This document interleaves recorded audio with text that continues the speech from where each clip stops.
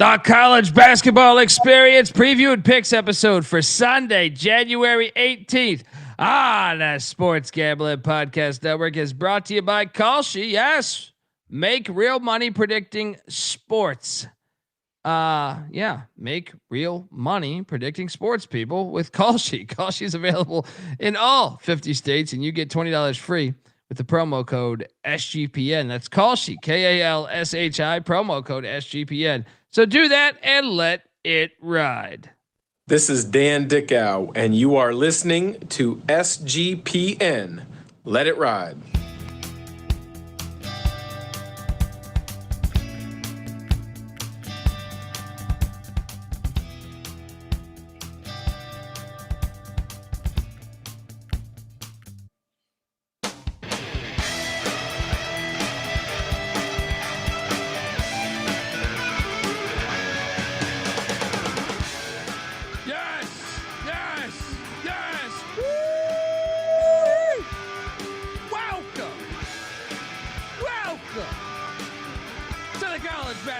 Experience preview and picks for Sunday, January 18th. I saw the shit talk. We're going a little later than normal. And I got news for you. Well, when you're going 62% on your locks and you start the day 19-2 ATS, you might have 300 fucking drinks and start dancing on the fucking ceiling like Lionel Richie. And that was me all day, to the point where I fell asleep during the Gonzaga game, but I woke up, we won more money. So, welcome to fucking life, all right? Either way, I delivered. Now, I did hit a rough patch in the middle, but still, 62%, fuck off.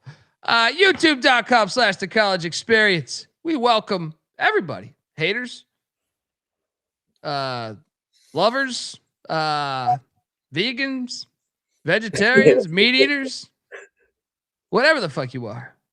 What does Fife Dog say? Black, yellow, Puerto Rican, or Haitian, right? Don't make a fucking difference, all right? We love you all. If you're wondering who the hell you're listening to, my name is Colby Swinging Database Dan, a.k.a. Pick D. That's not a pick. This is a pick.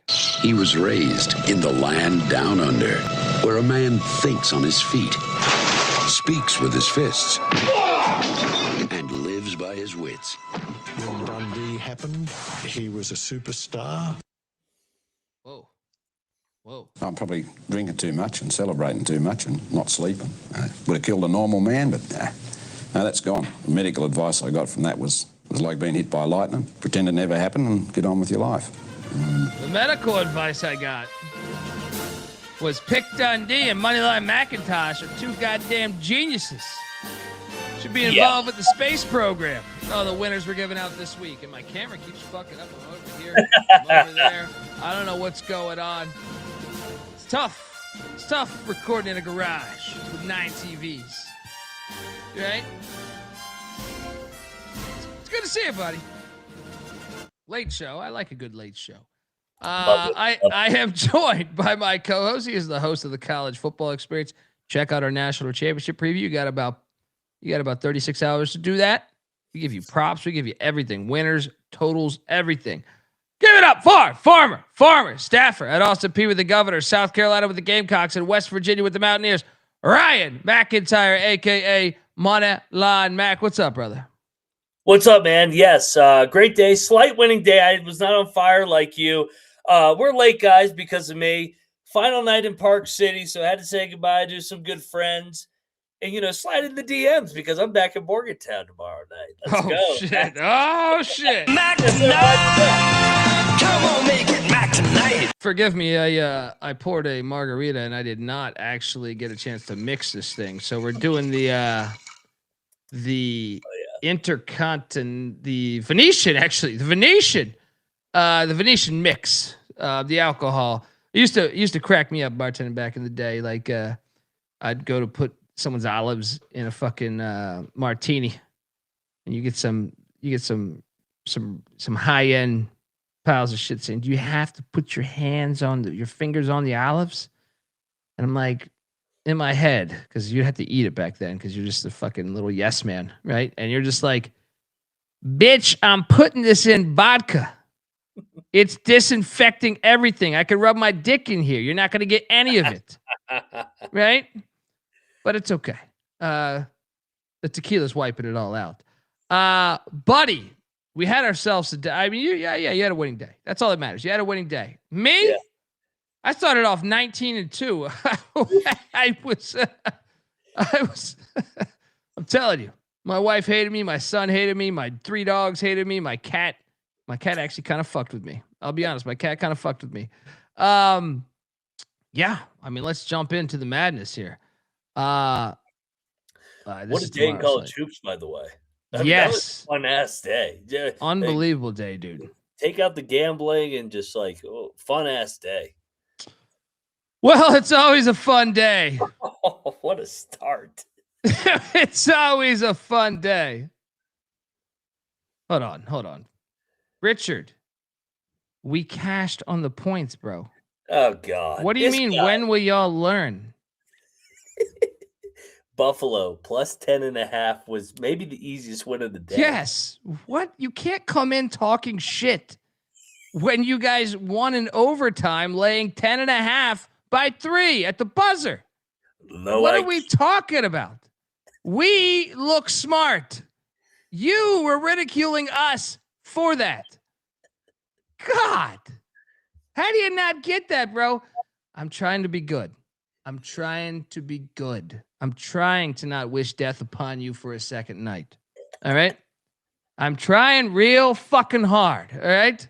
What does he say in what does Samuel L. Jackson say in Pulp Fiction? I'm trying to be the shepherd. Or whatever the fuck he says. This was easy cash, by the way. Georgia Tech. And I think here's the worst part about this, Mac. I think I even said sprinkle the money line, but I got to be honest. I didn't. I just took the points. I should have. I didn't think about it. I said it would be a 1-possession game on these very airwaves. Yeah. We cash out the gate as Georgia Tech goes into the pussy pack. And look, whether you're Will Wade, whether you're Coach Valvano, whether you're goddamn James Naismith, the pussy pack will always pussy pack. And a good day to you.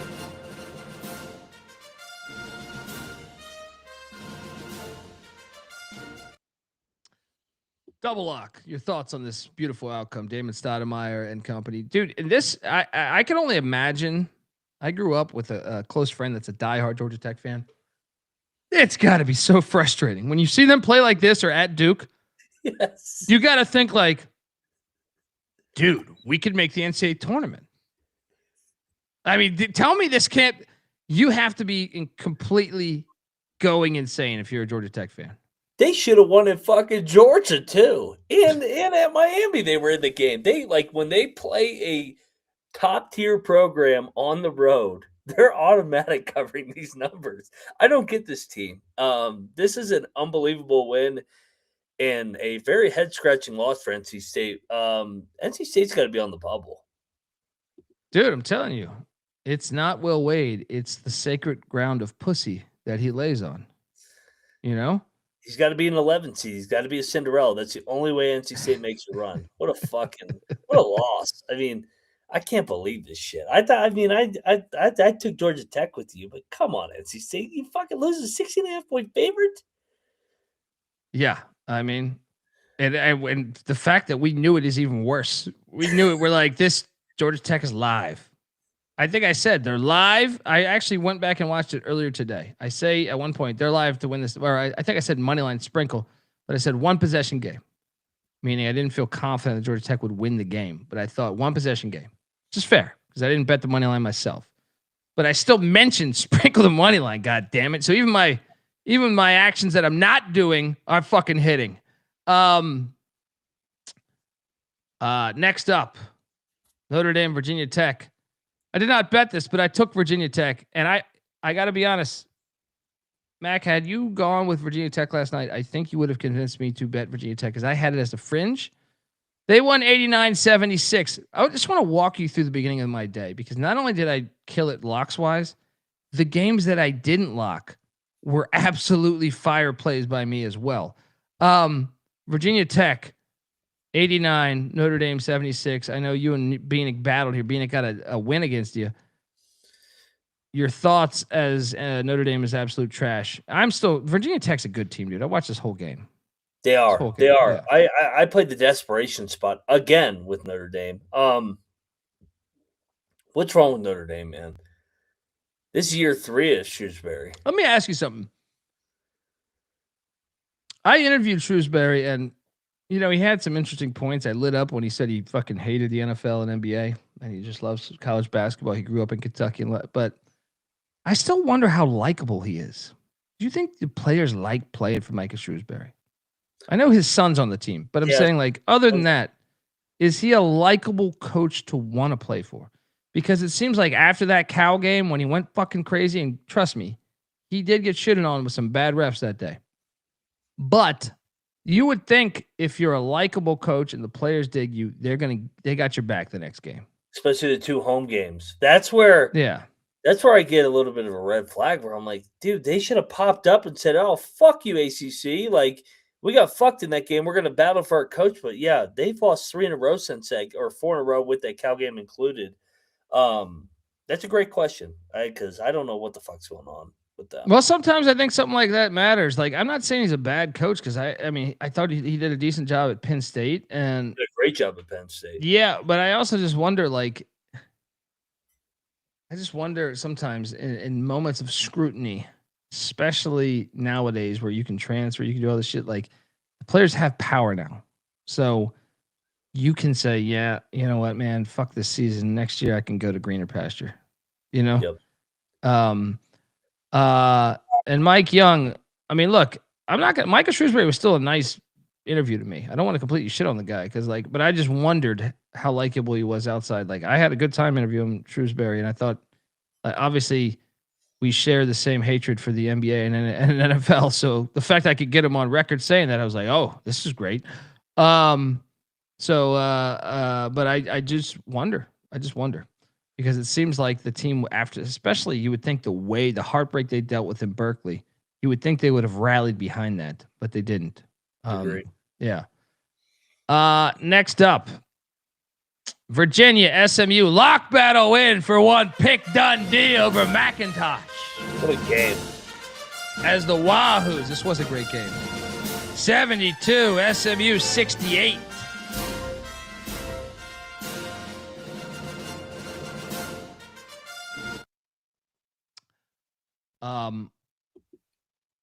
Virginia's really fucking good, and I'll give SMU some love here because Virginia got a 7 or 8 point lead. I don't know, like 10-minute mark, 8-minute mark, 6-minute mark, something like that. SMU battled all the way back, took like a 4-point lead. So like SMU, and this place was pretty lit today. Yeah. This was a great college basketball game. I mean, I think Virginia was the better team. They were up the longer amount of time, but SMU still had a 4-point lead with 3-4 minutes left. So they could have easily won this fucking game, and you could easily be on the other side of this lock battle win, talking shit to old Pick Dundee. What are your thoughts on a lock battle loss here with the Mustangs? This was a fun game outside of Boeheim, sounding half awake throughout this whole game. He's so bad. The quote of the day with Boeheim was, "Europeans never miss free throws." I go, way to keep it real, Jimmy. There you go. Get him another glass of milk. Dude, Virginia's the real deal. 16-2. They just went to Louisville and won. We saw what Louisville did later. We'll talk about that. My God. And then they go to SMU. Dude, Yeah. I'm starting to think, I don't think they're as good as Duke. They're not far behind Duke with that size and the shot makers they have on the team. Ryan Odom is doing the damn thing. Dude, I thought he was a good basketball coach before. I am convinced he might be very upper echelon of the whole sport. If he continues, if he continues at this rate. I thought it was a good hire last year, but I didn't think they'd be this good in year one. I know. Shout out to the Wahoos. it pisses me off. Virginia fans are so fucking entitled. So it's like, oh God, they're really good again. Yeah. Yeah. They're good. They're good. They That's a are. good team, man. That's a Sweet 16 team. Maybe they get the right draw. I think that's about to say it depends on the matchups, but yeah. Mount St. Mary's Canisius, man. I even mentioned this on last night's show saying, should we lock this? We stayed away. Mount St. Mary's won by 10. I felt great about this. I picked this correctly. I'm a pile of shit for not locking this. Even my losses were like my non-locks. I'm telling you, man, we're fire today. I feel like I should have bet just the entire board today, Mac. I feel like we should have bet 155 games or whatever, 145 games, because I just felt like every game for the most part, I hit like middle of the day, I hit a little rough patch for like 7 or 8 games, or went 8 of 12 or something, but I'm sorry, 4 of 12. Easy win. Mount's a lot better than Canisius, if we're being honest. I had this on for a decent amount.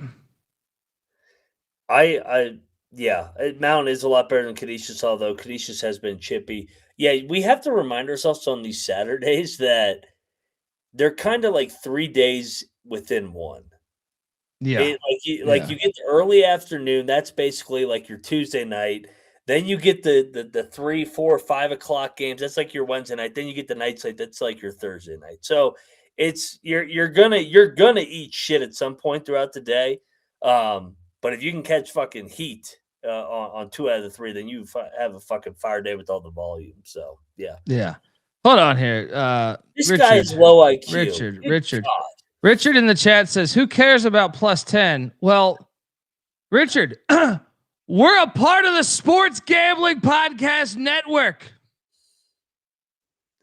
You see that number on the screen besides Mount St. Mary's on the left and Canisius on the left as well, the 134.5. We talk about it for each and every game. We highlight which is our best plays. It's kind of the whole theme of the show. I like to think we're an entertainment show first, but it's also mixed in with the entire fucking theme of being on the Sports Gambling Podcast Network. So please, dude, I'm trying so fucking kind. I'm trying so hard to be fucking kind. What I'm trying to say. Like, I'm trying really fucking hard, man. What are we talking about, bro? Do they not talk about spreads over at the Dick Pics site that you were on last night? You said you were going to check out the Dick Pics podcast. Yeah, I mean, you don't have to watch us, bro. I told you this last night. Go somewhere else. Go somewhere. I don't give one fuck, man. Like, I mean, I'm glad you're here. Sure, we get an extra eyeball on us. Sure, we win. You lose. You are still watching us. But we called for Buffalo, and Buffalo with 10.5 points. We didn't say Miami Ohio is a piece of shit team that's going to lose. Buddy, if I met up with you, I would first call you a moron, and then I would buy you a beer. Right? I know I wished death upon you last night. I'm in a better mood tonight.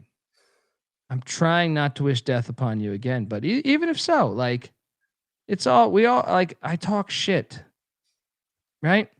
I don't really wish death upon you until right now, maybe, right? Until right now, until you come back the second day, right? But buddy, why do you what did you do wrong in life?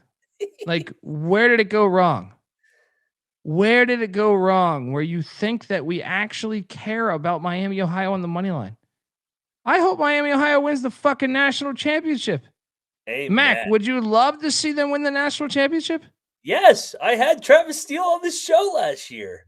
It'd be like if it was NC State, if you're doing this for NC State, I would actually get it because they're public enemy number 1 for me, right? And for Mac, it'd be Pitt. I would understand it if you were coming in with Pitt, but Miami, Ohio, we want them to be good. Yeah. We never said they're going to lose. Where are you getting this from, bro? We took the points and it's smashed, by the way. It's smashed. It was never in doubt. They should have lost. So the courage to come here talking shit when we dominated that bet is fucking fascinating, bro. It's fascinating. Like, please, bro. I don't know what else to say. Like, I'm trying to not belittle you. I'm trying really fucking hard not to belittle you. He likes Bieniek's overs. Yeah. That's what he keeps talking about. Now, should we have the FBI look into this with the investigation? Could this guy know Noah Bieniek here? Could this potentially be something going on here? Maybe are you Bieniek's burner? Just trying to shit talk. Bieniek, is that you, Richard? Oh my God, man. Fat guy in a little coat. Fat guy in a little coat. We're trying to talk Mount St. Mary's. Great movie. Tommy Boy, baby. Oh, the best, man. Next up, we have, after we nailed Mount St. Mary's, Kentucky and Tennessee. Dude, who did you take here? I locked Tennessee. What the fuck, Barnes? God, what a choke job. Dude, I gotta. So I had Sports Grid right at the end of this game, right? So like probably the first like 5 minutes, this was over. I was supposed to go on Sports Grid, so I had to quickly. My son had no diapers, so I had to run out to get diapers, and I missed the final 5 minutes of this game. And I came back on Sports Grid quick. I got in the house, and I'm like, "Oh shit! Okay, we're live." Boom. And I'm like looking at my phone as they ask me about this game. And I was assuming Tennessee had closed the deal. Right? So I was like, I thought in my head, I was like, Kentucky covered because they had battled back when I was watching, but Tennessee won. So I open up I go, Rick Barnes in a big one. And then my phone gets to the college basketball page and I go, and a big one that he loses like normal. But I'm telling you, man, I was like hot potato this thing, which I didn't even have this as one of my locks. I did pick Tennessee, though. This is the first game that I would have gotten wrong. What happened the final 5 minutes as I ran out for fucking diapers? Tennessee went through one of their scoring lulls, and Kentucky, dude, the comeback Cats. 18 points on Wednesday night, Tuesday night, whatever night it was, against LSU. Now 17 points down at Tennessee. This team, I don't know how good they are. I still don't think they're very good. But hey, that was a gut check win again today. Dude, that's like a magical win. That's like against Tennessee too. Like that's about to say on the road. They haven't had one of those this year, right? Where they were down. Like they had the was it the Indiana game? They were down. They battled back. Yeah, I mean they had the LSU game earlier in the week, but LSU sucks. Yeah. It's just it's a remarkable week for Kentucky. This is a rivalry win on the road. This is not like LSU. Yeah. No, this is way bigger, especially because Tennessee beat their ass in the Sweet 16 last year. So there was a little bit of revenge here, and there was a dust up after the game too. It was great. Yeah, it's funny. I saw some people say like we had a fight. I don't know if that defines fight. It wasn't a fight. It was a dust up. No, you got it right. Dust up where and as they should with great rivals. I just saw some college basketball accounts tweeted out as a fight, and I thought, guys, that's not a fight. Yeah, it's just a little shove. Yeah. It's a little it's supposed to happen in a rivalry game. All right. It's like a little kiss. Yeah, right there. Folks, what to tell you, the college basketball experience is part of the Sports Gambling. It is part of the Sports Gambling Podcast Network. New year means new gear. The SGPN merch store, which stands for Sports Gambling Podcast Network merch store, has a bunch of new items for the new year. And right now you get 10% off everything with the promo code 2026. Here's an item I like. The SGPN sweaters that we offer, because SGPN stands for Sports Gambling Podcast Network. We talk about gambling. You can get that sweatshirt with 10% off with the promo code 2026 over at sportsgamblingpodcast.com or type in the SGPN or type in SGPN into the App Store or Google Play Store. That stands for Sports Gambling Podcast Network. Let it ride.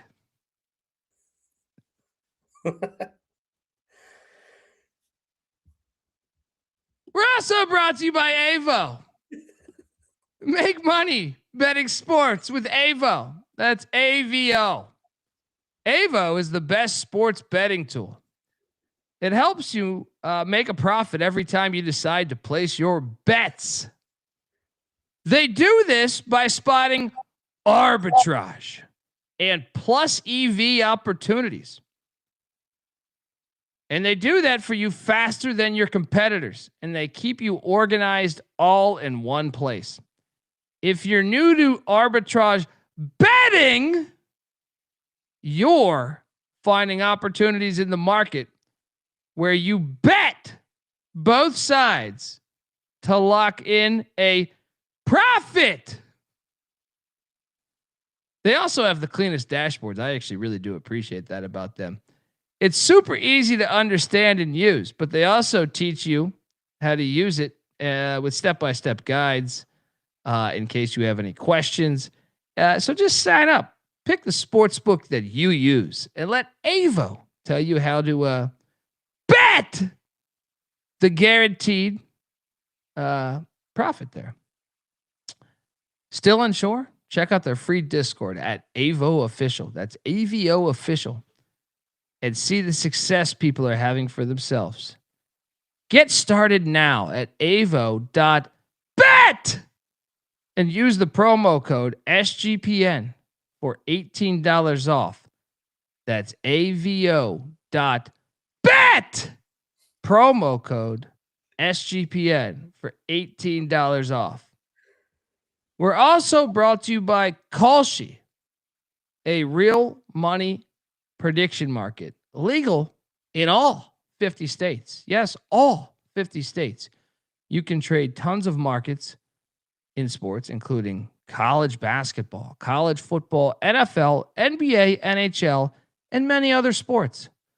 Plus, you can even trade props like first touchdowns. Besides sports, they offer tons of other entertainment markets. Betting markets like entertainment, politics, hell, even the weather. With Kalshi, you can trade anything. New customers get $20 when they use the promo code SGPN. That's Kalshi, KALSHI, promo code SGPN. All right, we are back on the college basketball experience, which is part of the Sports Gambling Podcast Network. Hi, how are you?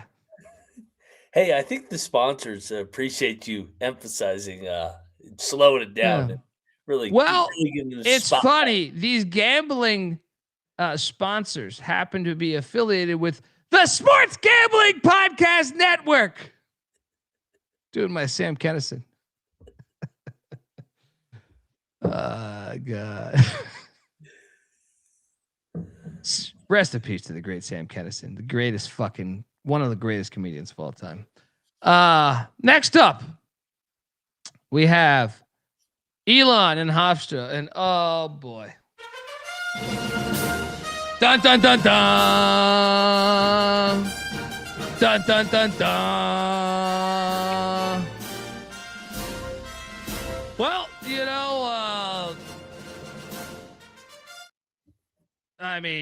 I think this was me and you. I'm not just going to celebrate for myself because I'm fairly certain that we not only we're in cahoots on this.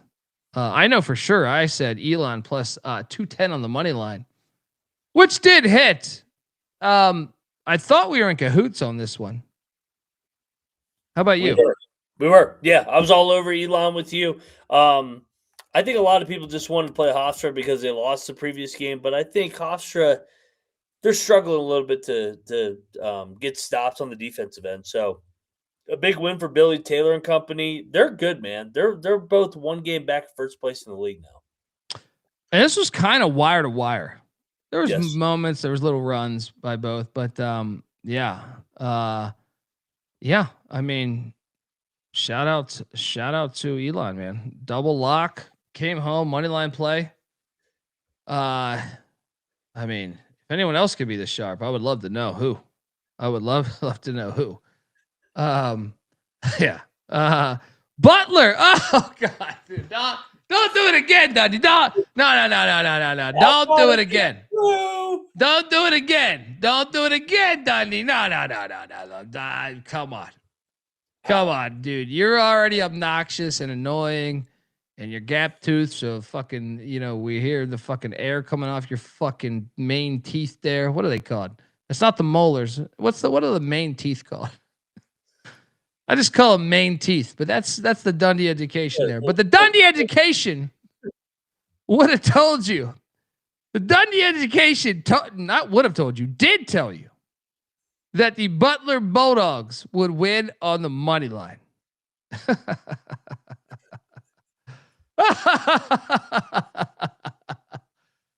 Plus 250 on the money line. Fuck you. Fuck you. Fuck you. Double lock. Bieniek took Seton Hall, by the way. Gotta throw that in there. Bieniek took Seton Hall. Your thoughts on Thad Matta in a must-win spot where they got it done? Boom. Were We're you ever making just lots of money. We What's were. Were you watching this going, how's Butler going to fuck this up? They're up 10 with a minute left. Is there any way they could lose this game? I was thinking that the whole entire way. There was a point, I feel like, when they were up 14 and Seton Hall cut it to 6. Yeah. Maybe 7. And I was like, okay, we're going to at first I was just actually, me, big ego. And I was on the moon. I honestly, dude, I had the 9 TVs on today.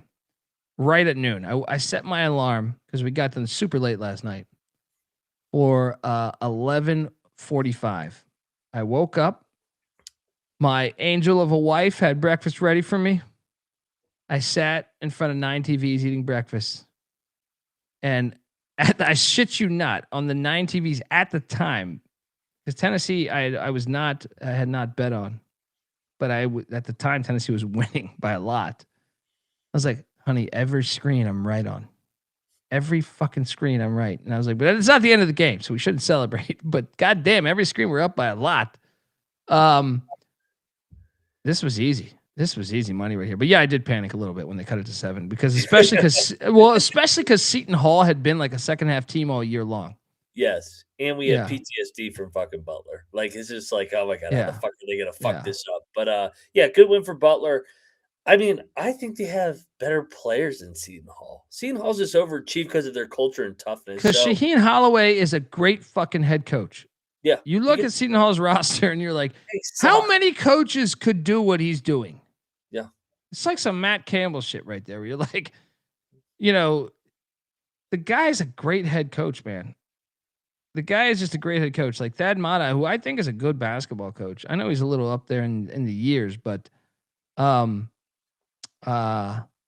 yeah, I mean, like, I kind of thought like, man, maybe the moment has passed that by, right?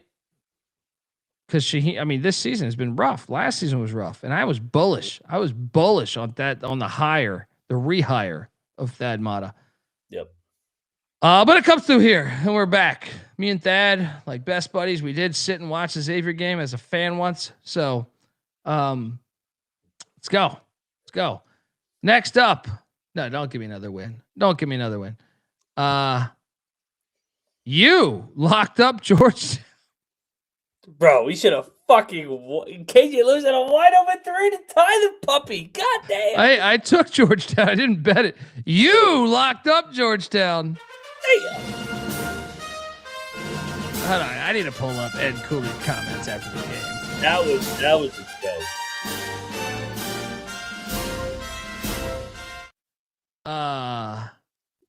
Tell me you saw Ed Cooley's comments. I commented on him.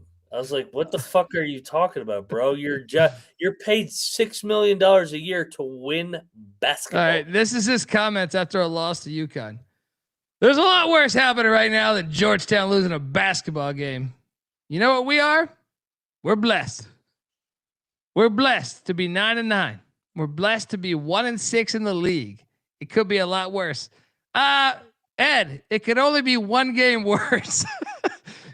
I guess you could be 0-7, so you're not wrong. Dude, I've defended Ed Cooley a lot on this very show. I got You sound fucking terrible.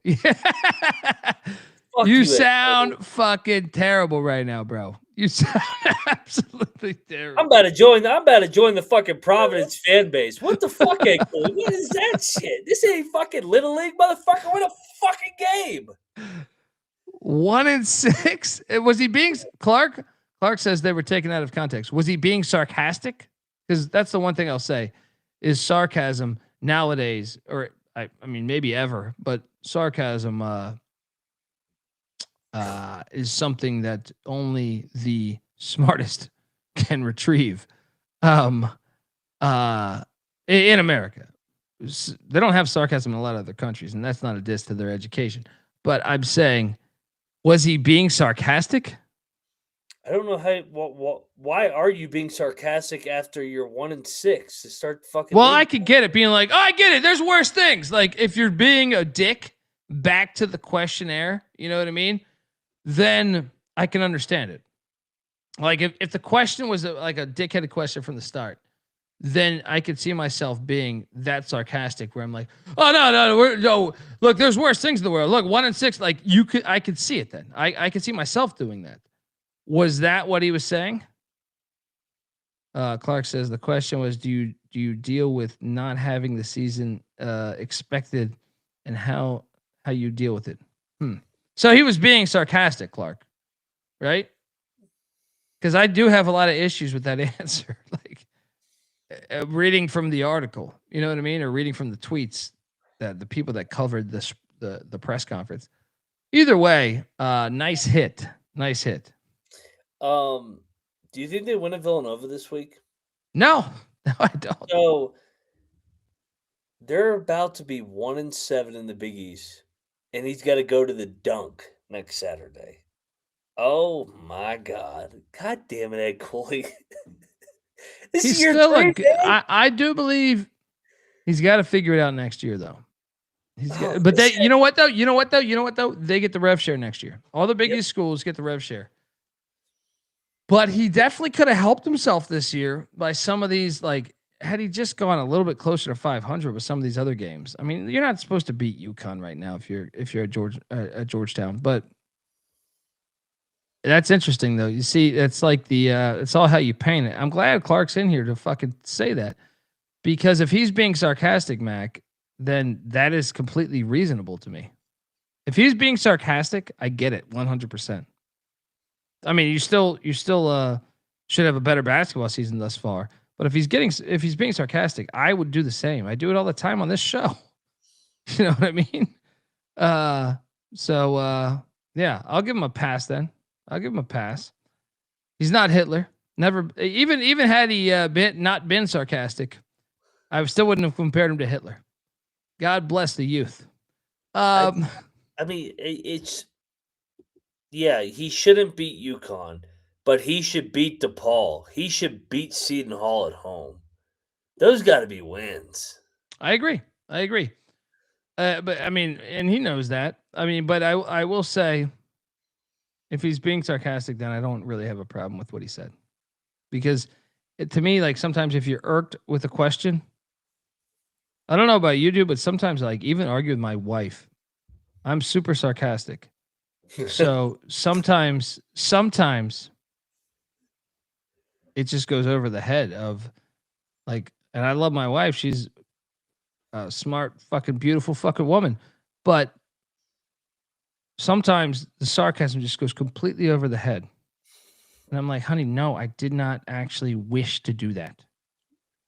I can. You know what I mean? Like, I did not actually wish to do that. I'm just being a sarcastic pile of shit. You know what I mean? If you ask me that question, I was offended by the question, so I answered sarcastically. Maybe that's what happened. Yes. Yes. Yes. Yeah, I know what you mean. Daniel Katie says, what the fuck are we talking about? We're talking about life, baby. Life. Daniel, how long have you watched this show? We don't know.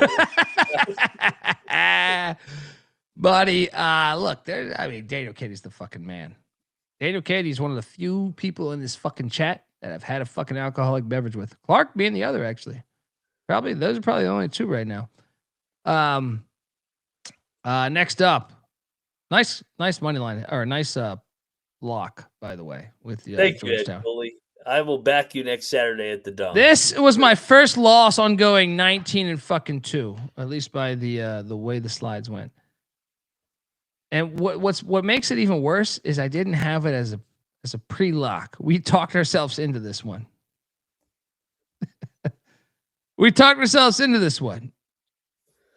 Dude, Minnesota's kind of good. Dude, Nico Medved, man, that's my guy. Never got my Italian 5-star meal with him.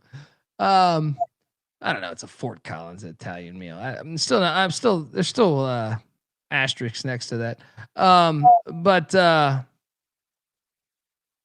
Yeah, I feel like this was never really in doubt. I did not have this on the 9 TVs, to tell you the truth. So very boring game. Yeah. Illinois is good. Illinois won what? 7 in a row, 8 in a row now, and they're 6-1 in Big Ten play. They've positioned themselves nicely. Brett Underwood's a hell of a regular season coach. You gotta get over the hump in March. Hunt. Shout out to Mac Dre in the chat. Mac Dre. Quick question, because I've always wanted to know, what's your guys' sleep schedule? I can't fucking talk. Sleep schedule. Yeah. Let me tell you, buddy.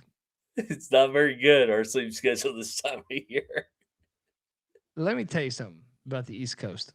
It's a little secret that they don't want out there. Everyone that lives on the East Coast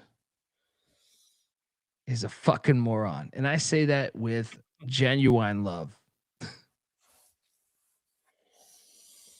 Once you've lived on the West Coast, like I did for 21 years, this is the most insane time spot. Like, I don't understand why people live here. Like, I'll be honest, like, I have my own reasons for mine. Family.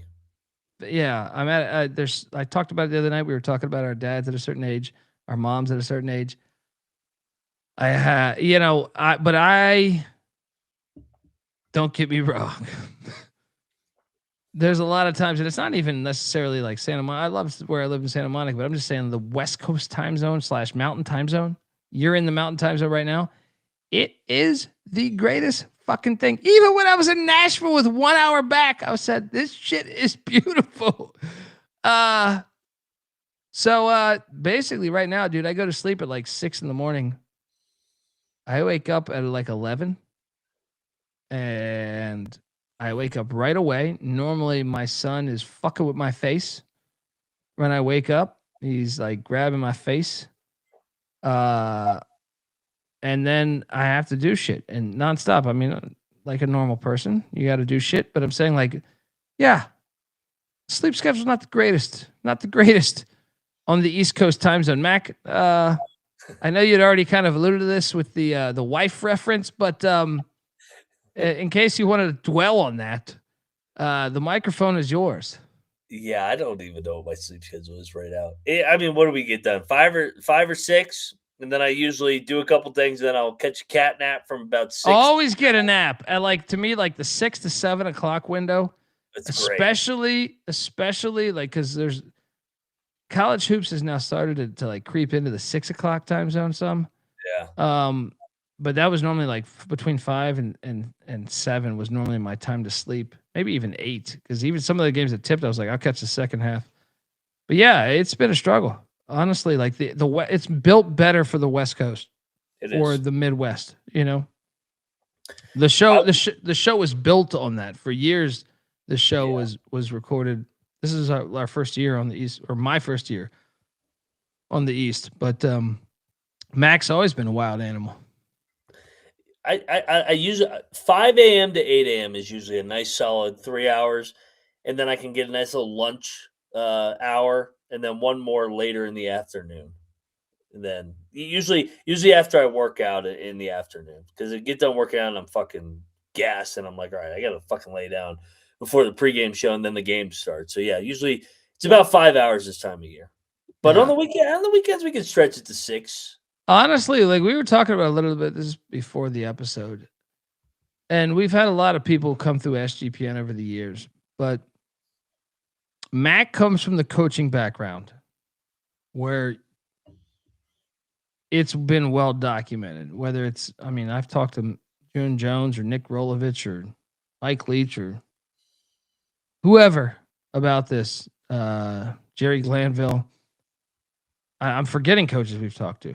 You know what I mean? Like, but there's been a shit ton of coaches we've interviewed on this show, or I've talked to, or I met up with Ken Niumatalolo, Timmy Chang. I mean,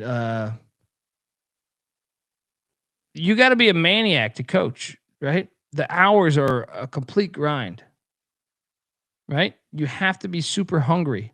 Yep. You got to love it. Well, I will compare that with stand-up comedy. Like, that is one thing, like stand-up comedy, there's no cheating the stage time. There's no cheating it. You know what I mean? Unless you're already famous like Steve-O or something where you can come back in because you're famous, there's no cheating. You have to put the reps in. You have to be hungry. You have to. Honestly, like you look at Sean and Kramer, SGP, CJ, myself, the backbone of SGPN is basically based on stand-up comics and Mac, a coach from the coaching world. Like, that's the reality. Like, there's similarities. You have to be a fucking maniac. And, like, I think there's nothing. I've always encouraged the guys, even before we had CJ, I said, like, we got to hire more comics. And obviously I didn't have the pipeline into coaching, or I would have said, we got to hire more coaches.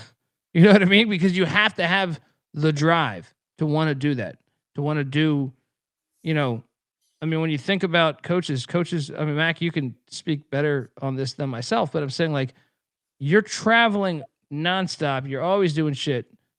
I would imagine breaking down film is a great, especially, you know, more so in football, I guess, but I think in basketball too, right?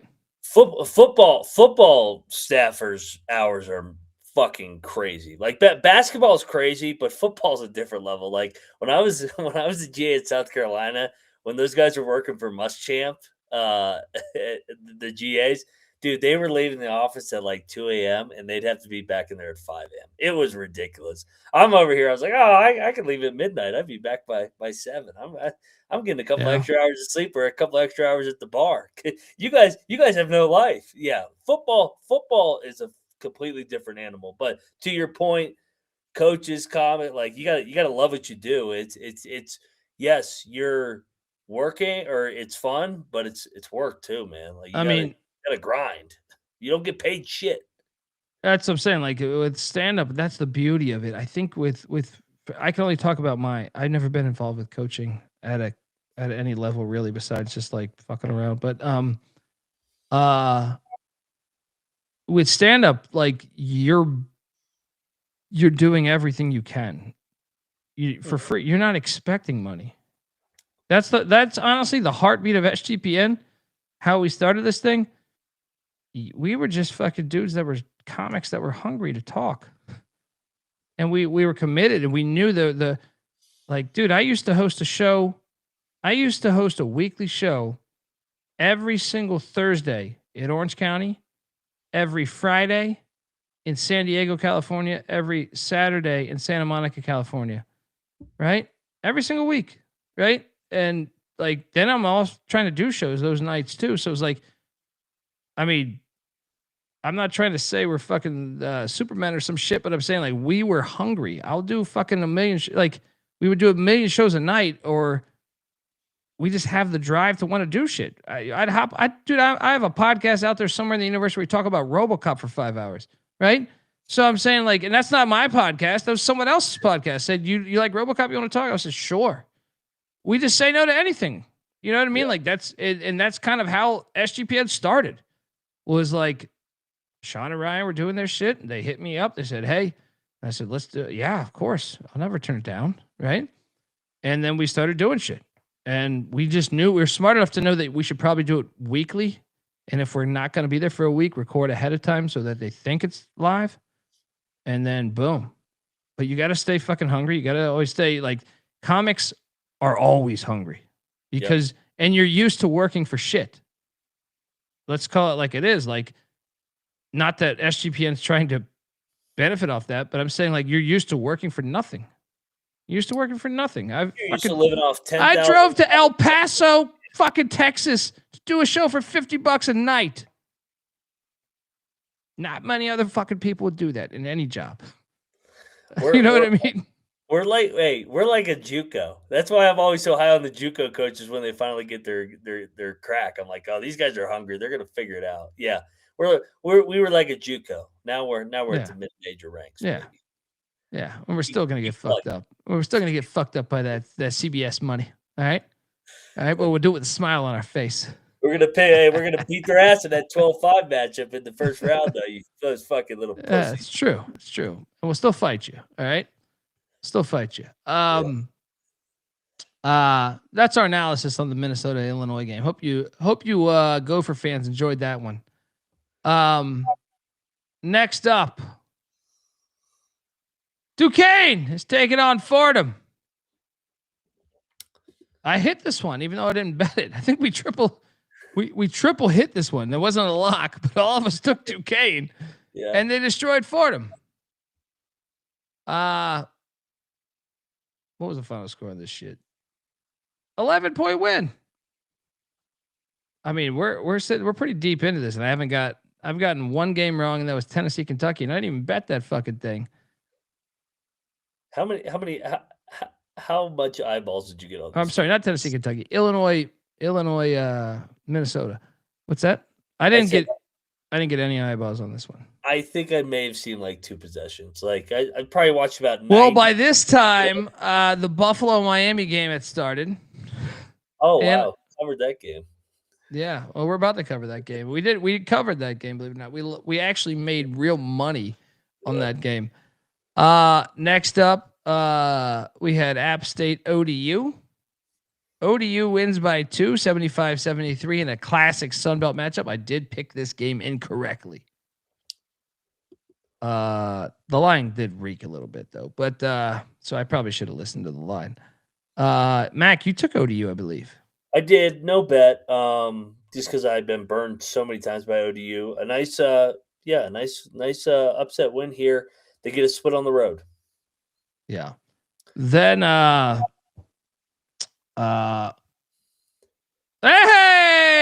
winner. What a game. Play our winning music, Dundee, because our bets made currency.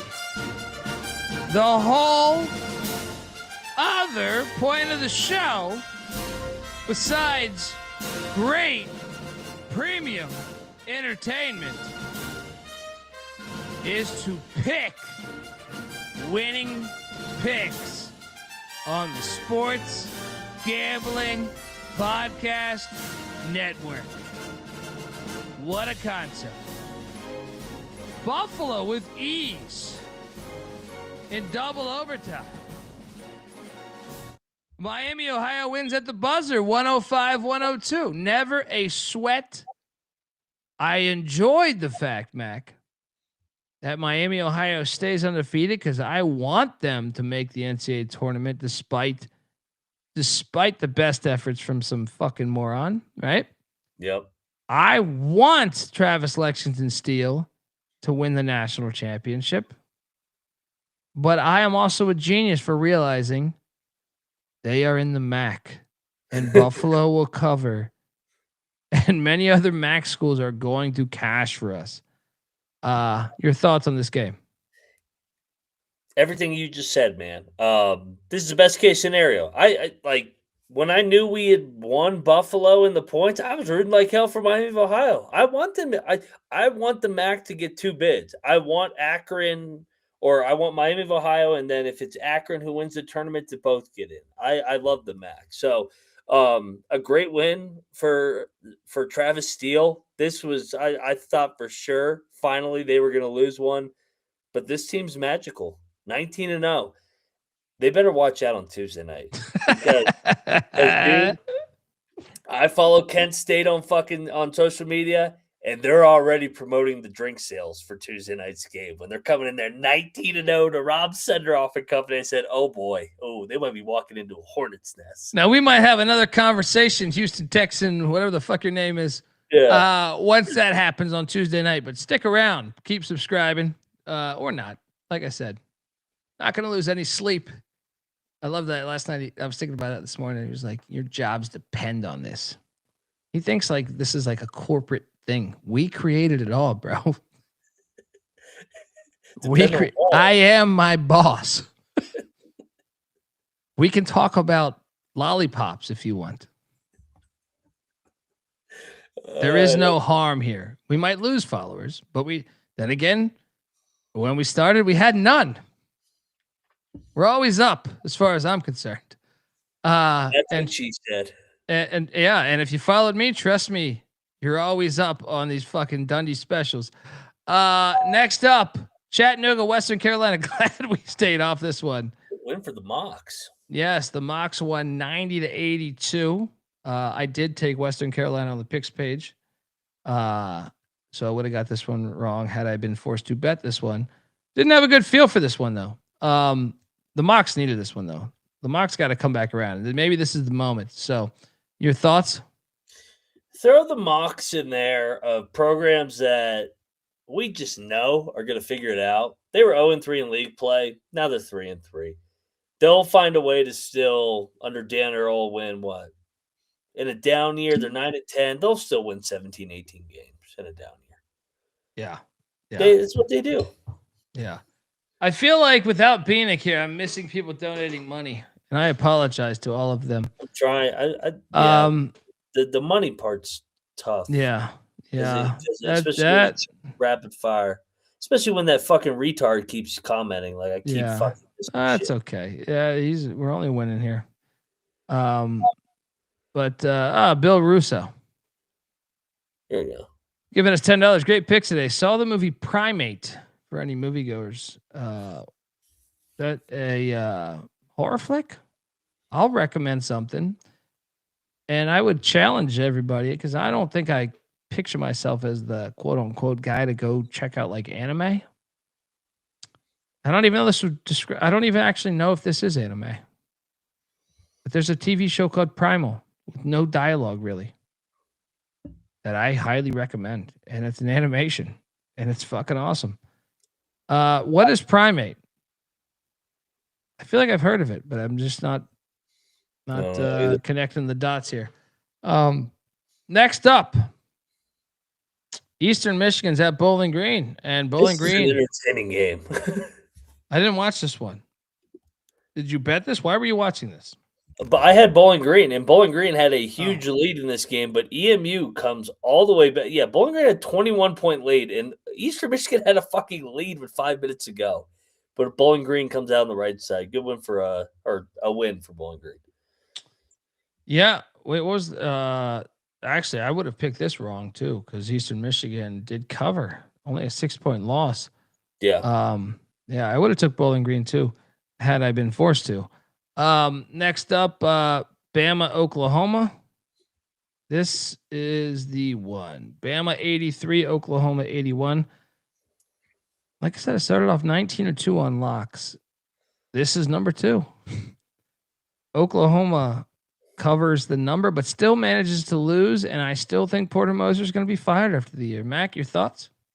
Did this game not sum up the two programs? Like Oklahoma, I don't know how the fuck they lost this game. They led the entire game. They had like a 5-point lead with like 3 minutes left, bro. Yeah, and Alabama just kept chipping away. Yeah, man. Phylon made 2 back-to-back big threes and then had the and one. And somehow Alabama almost covered the game. That was hilarious. But yeah, this is Oklahoma in a nutshell under Porter Moser losing this game. They had no business losing this game. At least the crowd was a little bit better today. The other day, what day was that? Tuesday, Wednesday? That shit was terrible. Yeah. This is another collapse by Oklahoma against Alabama and Norman. Football Yeah. last month, now basketball. Amen. Amen. And Matt in the chat, I want to talk about this for a second. I don't know what happened here, but I can tell you this as someone that's met Joe Scott, 3 straight years. I would love to know what happened here because Joe Scott, I think, he's made no mistakes or how do I say this? He's made it known that it's the hardest job in college basketball because they are in the Mountain West and Army and Navy are in the Patriot League. And I believe he is right. But also I think he's a good basketball coach and I think he's a solid dude. And from what I understand, the other coaches really respect him. I'd be surprised to see where the story goes. I'm not going to rush to conclusions here because Joe Scott seems like a quality dude the times I've met him. I'm curious what the allegations are. I'm getting Pat Fitzgerald vibes on this one. Yeah. Yeah. And these dudes are going to be in the military, the Air Force here after they're done playing. This better be something real for him to get suspended. Like, come on, you're at the fucking Air Force. Like, well, I'm hoping that the Air Force. And by the way, shout out to Donald Trump. I don't know that I've ever said that, Mac. Oh, you saw the Army Navy headline? Look, I'm not the biggest Trumper. I don't mean to take it political, but I'm saying like he ruined the USFL. I hold a grudge on anybody that ruins football. Him getting the Army Navy game locked into that Saturday. That's the best thing he's done, man. It's the best thing he's done. I saw that headline. Tears in my eyes. Tears in my eyes. All right. I saw that headline and go, yeah, Colby's gonna like that. Look, like anyone that's telling you like every politician's a pile of shit. You're somewhat right, but there's always things that each individual can do that. And I'm not even saying I fully fucking hate all of his shit. Some of his shit I might agree with. I can tell you this. I don't know that there's been a politician in my life that I fully agree with. Right? So, yeah. So, but I'll tell you this. You have my attention, sir. You have my attention. Between that and the kickoff, He has my attention. All right. He has my attention. There's some other shit that I'm like, okay, maybe you're being a pile of shit. You know what I mean? But, you could do that for every other politician in the history of time, right? Army Navy should always be in December and always be on that Saturday. Amen. Thank you. If that's accurate, because it's only like 6 hours into that tweet. Next up, Wagner, New Haven. I smashed this one. New Haven. Good win. Lay 1.5. This was a double lock for me and Mac. And a good day to you.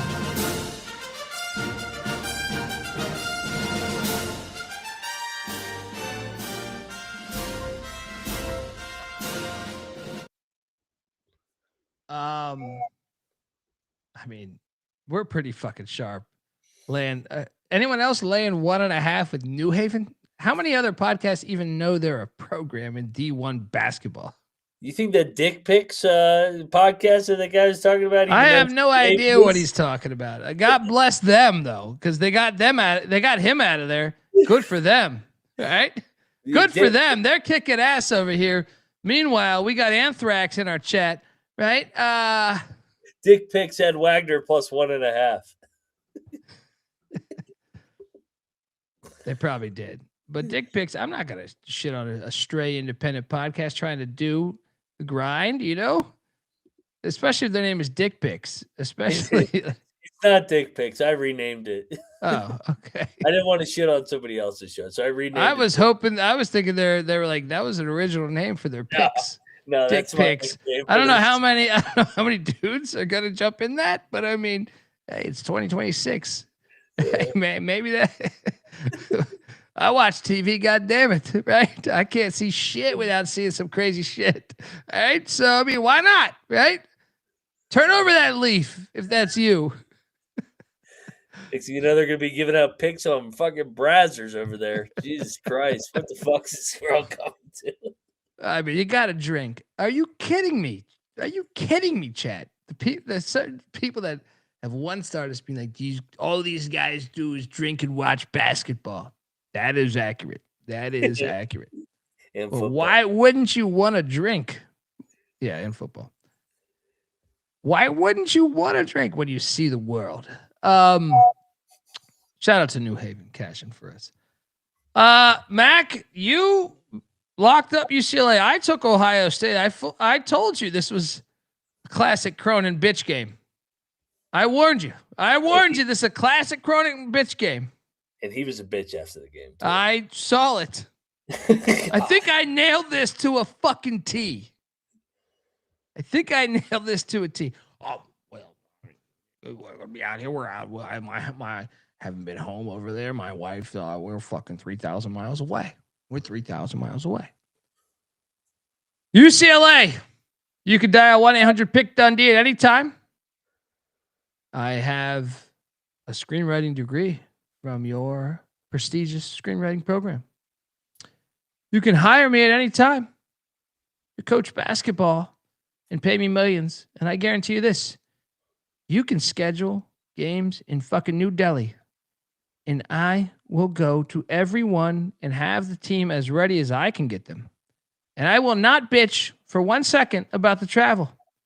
New Delhi, Baghdad, well, I'm not going to bitch on the actual mileage. Might bitch on some of the shit going on in Baghdad. But the mileage won't be an issue. 1-800-PICK-DUNDEE, UCLA. Mac, your thoughts on the game? Is this the softest UCLA team we've seen under Cronin? Like his Cincinnati teams were dogs. Like they competed, they defended, they rebounded. He's been in LA. It's natural. It's just natural, bro. He got to get out of there. Like honestly, I thought this would be an audition game for that job right there on the right. Like I think he fits Ohio State a little bit back in Ohio. Good one for Diebler. Best win of his tenure, or at least this year. Yeah, Diebler's crackers, cookies, whatever the fuck. He's doing a good job. Yeah, no, I believe it just naturally makes you, it's just everything. You're at the beach.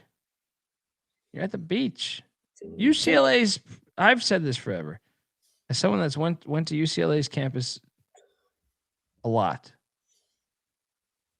I'm glad I didn't see it when I was 18. Because God bless you, ECU, but I'm telling you, UCLA's campus, I don't know that there's better. Like Pepperdine, maybe, because you're staring at the ocean.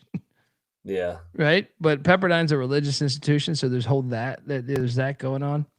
UCLA's campus, it's hard to focus on like life. Scattered ass walking through the hallways. You know what I'm saying? Like, it's hard to really think about it. What am I supposed to do? Oh shit, we're talking about that 2-3 zone I wanted to implement. Yeah, look at that chick's legs. Good God. It's like, don't do that. My name is Mick Cronin and I'm a basketball coach. Look at that fucking twat. Right? I can't do this. I can't fucking do this right now. 2-3 zone, 2-3 zone, 2-3 fucking zone, 2-3 zone. Focus. Look at that chick's tits right there. Look at those thighs on that fake tits. Those are fake tits. Those are fake fucking tits right now. God damn, she's just sitting there reading a book next to that fucking tree. I would read that book with her. All right, 2-3 zone, 2-3 zone, 2-3 zone. I'm gonna show her. I'm gonna show her cross screen down screen. I swear to God, I'll buy her fucking dinner tonight. I will buy her fucking 2-3 zone, 2-3 zone, 2-3 zone. I'll box her out. Full court press. Motion, high motion, high motion, high motion, high motion. Look at that. I'll fucking eat her ass. Look at her right now. She has no idea. Her ass is in the air. In the air right now. Why am I with my wife? Why am I with my wife? I know my house burnt down. I wish my wife would have been in the house when it burnt down, because have you seen that girl's ass? Have you seen that girl's ass? High pick and roll, high motion. Get the ball in low. Get the ball in low. Yeah. She could really box out. Yeah.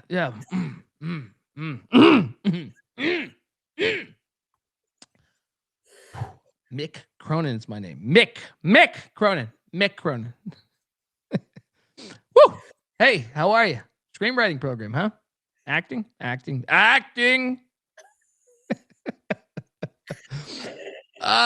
are you? How are you? You want to come to a game, honey? Oh, come to a game. Pauly Pavilion.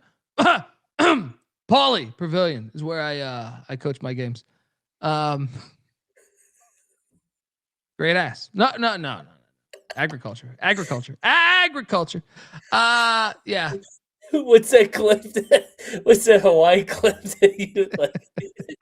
Oh man, I don't have it on here, but I used to have it on here. Yeah. What's her name? You got a great ass, Corleen. She goes, "Thank you." He goes,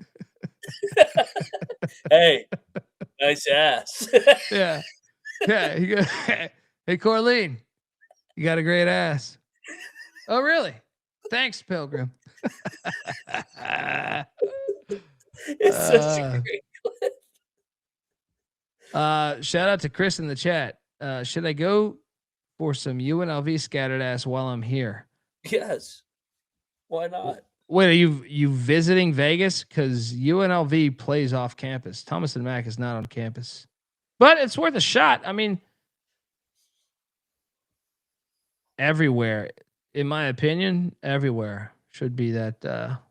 If you're single, or if you're looking to move on, every day is a new opportunity. What was this club back in the day? There was a club, and it's still there in Vegas, where I felt like every chick was a fucking dime piece. Oh man, I'm drawing a blank in Vegas. Oh man, it's just Cloud Brain. Cloud Brain's getting me right now. There's a club. It's still there. That steakhouse we went to, Mac, that steakhouse we went to last time, it's right across the street from it. When Jacksonville State completed that Hail Mary against Florida State, we were watching it at that steakhouse. It is right across the street from that shit. I can't think of it. I mean, it's a problem. Yeah, scattered ass all over there. I can't remember it right now, but I want to say it starts with a B. That helps. I could be way off though. Next up, we have. He's a porn convention starts Wednesday. He says, "There you go." Oh, you're doing all right. What's the one? Not Janet Jameson passed away or whatever, or did she pass away? I think she passed away. Who? Lisa Ann. That's the one to catch the photo. She's the one. She's the one in fucking fantasy whatever now. Yeah, I know. Well, she's getting to that age. You can't keep doing like. You got to think about your next career. Yeah, I mean, you got to monetize the porn career. Like you don't have that long of a shelf life. Yeah, so you got to start thinking about fantasy football or whatever the fuck you can think of. Boston was at Loyola Maryland. We both took Loyola Maryland. Didn't lock that up, and Loyola Maryland won by 17. I did not think they would win by 17. How about that? That Your is thoughts? That is a hell of a win there. Like you said, I mean, the line being 2, I thought this would be a tight game, but shout out to the Greyhounds. They were thinking of that porn convention with that one. Yeah, glad I didn't bet that one. Next up, we did lock up Lafayette. -2.5. They won by 19. It held Holy Cross to 55.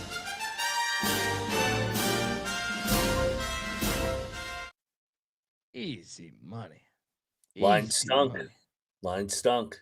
Buddy, like this start to the day was just incredible. I'm telling you.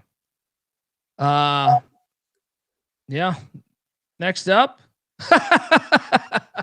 Love Lemoyne. I tried to bring you idiots. I even called you guys idiots on this specific game. Lemoyne by 15 at Chicago State. You morons. I think Bieniek said it's a far road trip. I just didn't want to lay points with Lemoyne on the road, but God, Chicago State is bad. I told you, Lemoyne's solid too, man. They're solid. 15-point win. Another Pick Dundee special.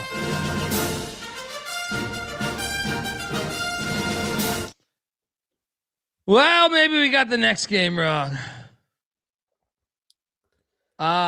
St. Peter's. We didn't bet at this, I don't think. Did you bet this? You bet this? No, I stayed away. Yeah. Actually, though, I would have got it wrong because I would have lost by the hook. Because St. Peter's laid 10.5. They won by 11. We did not bet this game, but shout out to the Peacocks. I'm actually surprised they won by 11. Your thoughts on this one? A good win for the Peacocks. They're right there in the thick of the things, and the MAAC. Yep. And then, I like to think we're pretty ahead of the curve. I mean, I know we're getting very Ric Flair-like on this episode, but you should have expected it if you followed our plays because, well, we kind of gave this one out on air. There was this ACC, this big time ACC matchup. Once upon a time, there was this big time ACC matchup that was going off at plus 280 on the money line. It was an old Big East matchup, and it was a double lock from myself at Moneyline McIntyre. Boston College wins outright. Outright. 81-73. Woo. I get so sick and tired of just people telling us we don't know what we're doing here. Look at this. Look at this gold we're giving you. Syracuse, you're terrible, by the way. How are you losing to Boston College outright as 6.5-point favorites? Easy handicap. And your thoughts on us being complete geniuses again? Started seeing people talk about Syracuse as a potential NCAA tournament sleeper. Nope. BC. That's a killer. You can't lose that game. That's it. It's over. I mean, we're 22 slides in. I have 2 games wrong as far as wagers. And I have a lot of locks. I mean, I think I might have 4 games wrong total, but I'm saying like as far as my locks at this point, 2 games wrong. And 3 money line hits. Next up, East Tennessee State, Sanford. None of us bet this, but I will say this. Fun game. I picked ETSU, and they only won by 1, so I would have got this game wrong. ETSU wins by 1, 76-75. This was a fun game. I had this on one of the screens. You didn't bet this, right? No, Sanford had the lead with 7 seconds left, and then this was a great fucking game, back and forth, down the stretch. Every single possession was going back and forth. But then we had a triple lock on North Dakota State, laying 1.5, and they won by 3.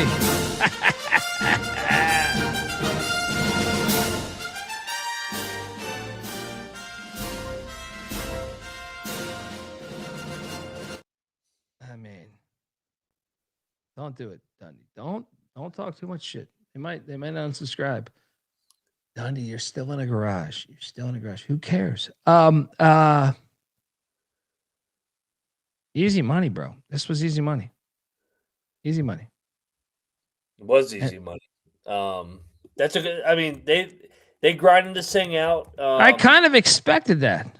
Yeah, I never thought the Bison would lose at home because that's what they do. They just win home games under David Richmond. So the Bison 6-0 here over the Tommies. Tommies played well today. Just it's hard to win in that building.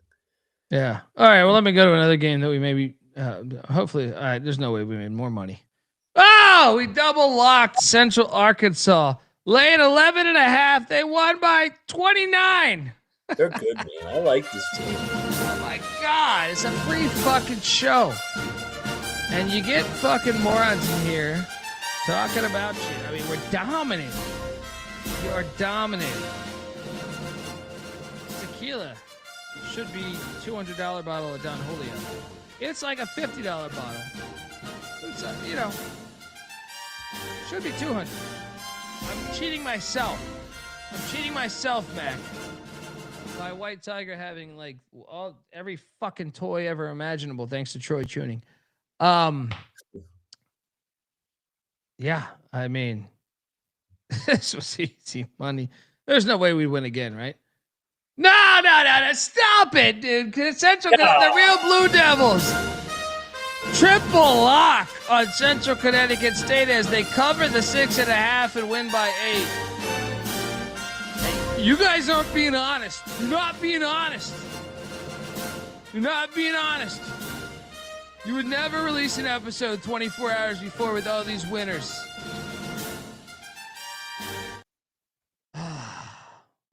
Man. We're going to Columbia again soon. I bought that fucking flight tonight. I shit you not. Winter chicken dinner, baby. Yeah, I need to go to fucking Bora Bora. I told my When wife are you going tonight. to Columbia? April and May? April. I won so much money tonight. I was like, honey, we got to do this before I get stupid and start buying random shit. I look at way too much random shit online. I'm stuck in out of the middle of fucking North Carolina. Thought about adding a bowling alley into the fucking room. I look at dumb shit. I really do, dude. I look at a lot of stupid shit. You get bored. Cost?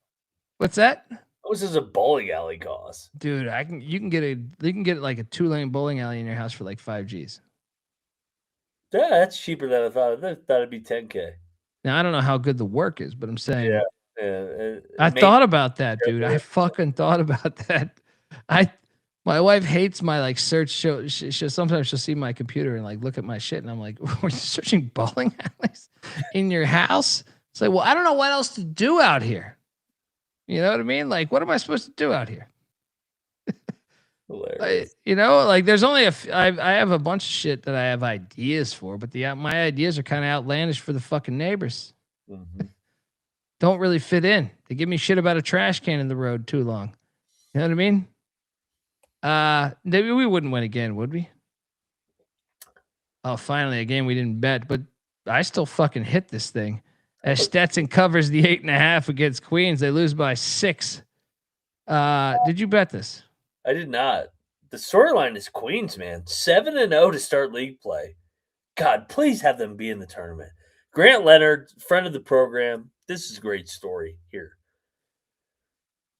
Yeah, Troy, I don't own any bowling balls, but I did bid. I'm not gonna bullshit you. I bid on the Kingpin, Ern McCracken like flower ball about 4 or 5 years ago. I put a bid in for a few $100, and then some maniac on eBay matched my bid and like raised it to like 5 G's, and I was like, okay, have the fucking bowling ball. I still want that bowling ball. If you give me dumb fucking money. If we turn into the Barstool, we're going all in on that bowling ball. Oh yeah. Shout out to the Hatters have turned a corner. I know, and shout out to Queens. Queens is like this is a great story, but the Hatters are definitely not the walkover they were early in the year. So, I agree with that. Yeah, the Hatters have gotten better. They're chippy at home.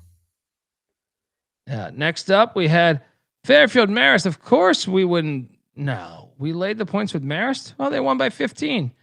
Even our non-locks were fire today, dude. Didn't bet this. Would have hit if you followed.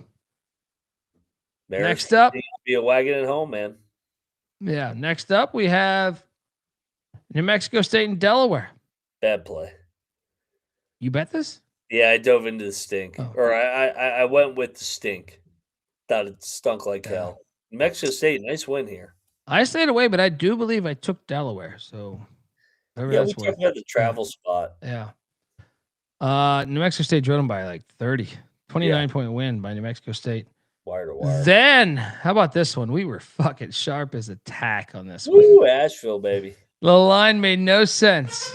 All right, Winthrop by 2 over Asheville. I mean, Yep, we nailed this one. I believe all three of us took Asheville. Next up. No, now this one I would have got wrong, and I didn't lock this, but you could have talked me into locking this. North Dakota drilled South Dakota by 16. I know. I'm very thankful you didn't talk me into this because I would have went in on the Coyotes last night. I would have. Sucks on the road this year, man. What is Grand Forks too? When no one cares about their shit there, what are we talking about? Bomb ass program. Shout out to North Dakota. And then let's get to this. Damani's been waiting for this. Florida, Vanderbilt. We did this was triple lock, I think, on Vanderbilt and lost. And Bieniek smiling because he's a Florida fan. I'm not gonna completely chalk this up to the refs, but I understand Damani's frustration. When you have the what's that ruling called? The hold? Hook and hold. Hook and hold, yeah. When that turns into a 7-point play, I do believe that's horseshit. But I can also give Vanderbilt a ton of shit. I mean, your most important possession is Tyler Tanner going ISO with no one else touching the ball twice. I mean, those were low percentage shots. Low fucking percentage shots. Get some ball movement going. It was disappointing because I thought Vanderbilt was toe for toe. I mean, that 7-point possession is ridiculous, by the way. We that has no place in college basketball. They got to get rid of that rule altogether. Yeah. But at the same time, I also thought Vanderbilt was doing too much ISO shit down the stretch. They were going way too much ISO, way too much selfish basketball. So in that capacity, I think they should have lost. In that capacity, I thought they were way too selfish down the stretch. Not enough ball movement. And I'm sure Blankton's going to nail that home. But bad play. Shout out to Florida. They won the Natty last year, and they showed when they came in here. And this was a lit environment. They took care of business. Your thoughts? I mean, how good was Xavier Lee down the stretch? Some of the shots he made. Second chance points, too, dude. The second chance points by the Gators were fucking pivotal. Yeah. Pivotal. Chinyelu played like a fucking champion today. Condon played like a champion. Hawk played like a champion as well. Yeah, I mean, that's a hell of a win for Florida. Florida's definitely found something because Boogie Fland and Xavier Lee are playing well together. They're not like Walter Clayton and Martin and why am I drawing a blank on the third guard's name? Richard. They're not Richard you're talking from last year? Okay. Yeah, they're not those three guys. But they're getting better in this system. And with that front court, this team's pretty good. So Florida, Todd Golden, he's a good coach. Obviously, won a fucking national championship. Florida's got something going here. Maybe they should forget their uniforms more often. Xavier Lee wearing 99 today. Dennis Rodman style. Let's go. Was he 91? He might have been 91. Next up, Presbyterian at Gardner. Team's on the take. Here's where loss 3 is for us. Or for me. Presbyterian 92. Gardner Webb 55. How is this fucking possible? I refuse to believe this is possible. I don't know what happened to Gardner Webb. You just lost by 37 points to Presbyterian, bro. I want an explanation. They lost by 17 to way worse, like Power 5 schools. I know. This needs to be investigated. This needs to be investigated. Don't worry. I jumped right back into the mix with I locked up Florida Gulf Coast.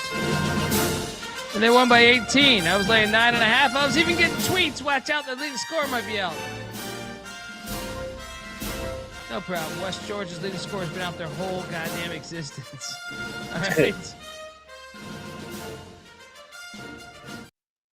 Easy goddamn money. Easy goddamn money. I tried to bring you along. Did you go? No, stayed off it. I had 96 bets today. Yeah. Well, you need a 97, brother. I was trying to bring in some of these ones. If I had played that, it would have been 52 and 45. I wish I had added that one. Next up, we had Western Michigan Akron. Of course, we took the points. And guess what? It covered. They only lost by 15. Didn't even bet this one, but we nailed this one. All three of us. I think this is triple play. Not a triple lock, triple play. Next up. Yeah, we did lose our ass on this one. I even got 7.5. Okay. Shout out to you, Sienna. Next up. Yes, we did cash on Sam Houston State. I believe Bieniek took the Sunblazers. But me and McIntyre took Sam Houston State as they won by 13 at your Pitbull basketball arena or whatever the fuck you're calling it. Bearcats playing well, man. Told you they're good, man. They're legit. They've passed the eye test every time I've watched them. Then we did have this one, and I'll be honest, I am very thankful we didn't lock this because I had this as a fringe lock yesterday. Did not hit this game, but Cleveland State won outright. Bieniek had some evil thoughts for Cleveland State last night. Well, they listened. They won outright against the Penguins there. Your thoughts, Mac? Fucking Youngstown blew a 10-point lead in the second half. This is a terrible loss. Good win for Rob Summers and the Vikings here. Youngstown continues to struggle. Then Detroit double lock. Yo, baby. Against Ooey Pooey. Detroit wins 80-77. Johnny, stop. Johnny, stop. You're winning too much. You're winning too much, man. You're winning too much. Don't do another win. Well, actually, based on the slide, it would have been incorrect. But I got 5.5 with Mercyhurst. And boom! They lost in overtime by 5. Mercyhurst comes home for Dundee. Still can't believe they lost to Stonehill, though. If I'm being honest, off the record, terrible fucking loss. I actually think this next one might have been our worst play of the day. Iowa kicked their ass. This was a bad play. This was a really bad play. We double locked Indiana, and Iowa just whooped their ass by 17 in Assembly Hall. They've lost back to back at Assembly Hall. Wow. Horrible play. It happened. Indiana never had the lead. Yeah, this was an ass whooping. Yeah.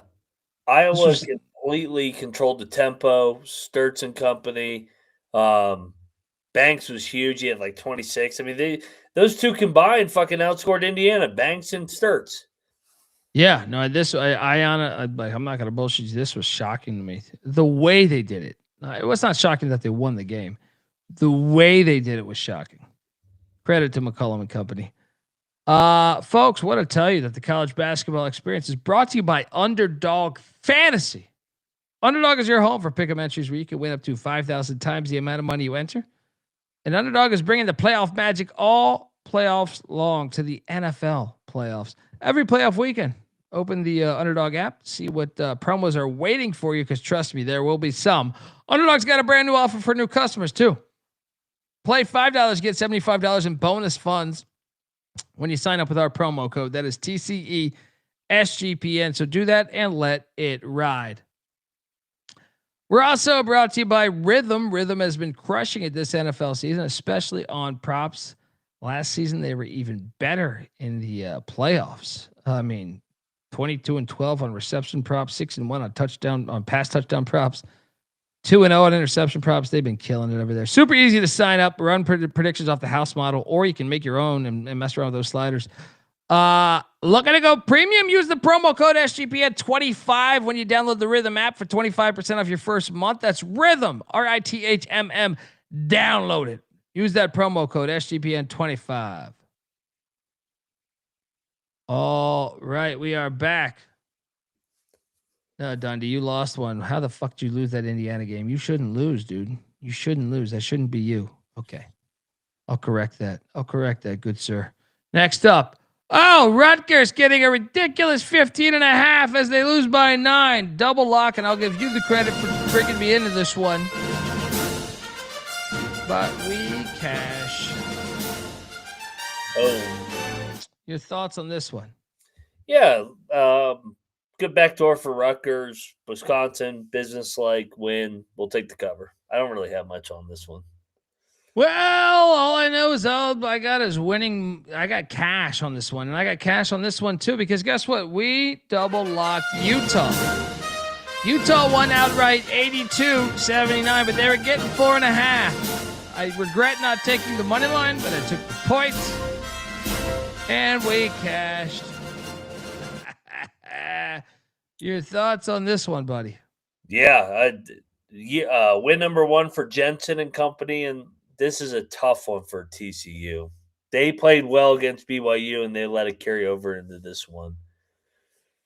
They did. And how about the court storming we had here in a game I did not bet?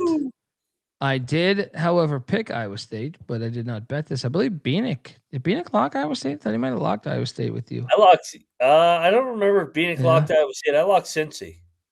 Yeah, I know you did. And they won by 9 and stormed the fucking court. It was a great scene at Cincinnati. I stayed away, of course. Sharp Dundee knows when his picks might be shit, and this one was a shit pick. Great call on the Bearcats. I'll play your music. And great scene storming the court, as you should do. Take notes in Morgantown.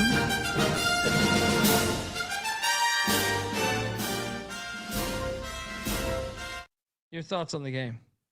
Is Wes Miller still alive? I think he's still alive after this. Hey, I mean, this is his biggest win by far in his tenure, being the number 2 team in the country.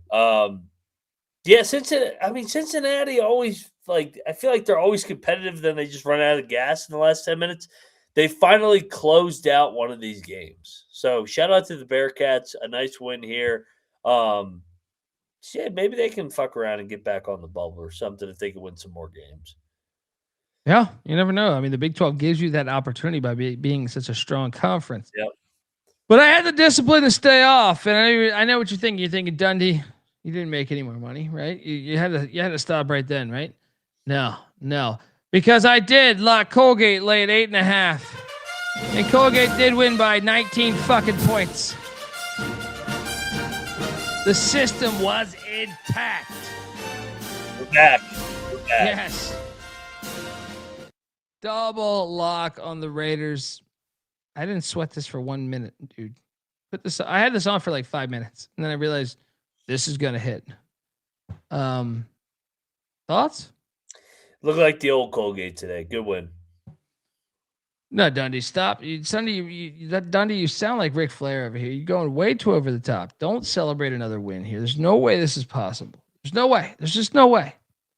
This one I might have got a little lucky. But I was also sharp. Because Navy covers the 2.5 that I got. Because the time we went live, it was 2.5. And they won by 3.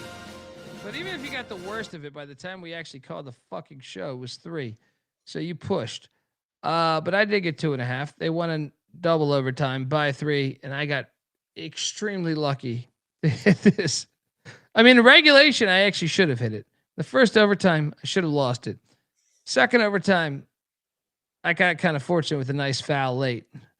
But I was just on one of these days, man. This is one of those days where I just could not lose. Who'd you take here, Mac? I think Lehigh, but I didn't bet this. Yeah. Well, I know we didn't lock this next game, but oh my God. We did pick this correctly. Wait, did you bet this? No, just the collapse by Princeton here. Oh, okay. Well, I picked Harvard. Did you pick Harvard? I picked Harvard. I'm just saying, I didn't bet it, but I'm just saying, oh my God, what a collapse this was. Yeah, I got you. You led me on to believe that you'd bet on Princeton. So I thought I picked Harvard, but I didn't bet Harvard, but they won by 7 in overtime, and they were down a big number in this game, as Mac's alluding to. Any thoughts besides that? No, just Princeton continues to have these second half collapses that are puzzling. Up 13 with 4 minutes left. Yeah, I mean that stings. I didn't even realize it was 4 minutes. I thought it was more like 7.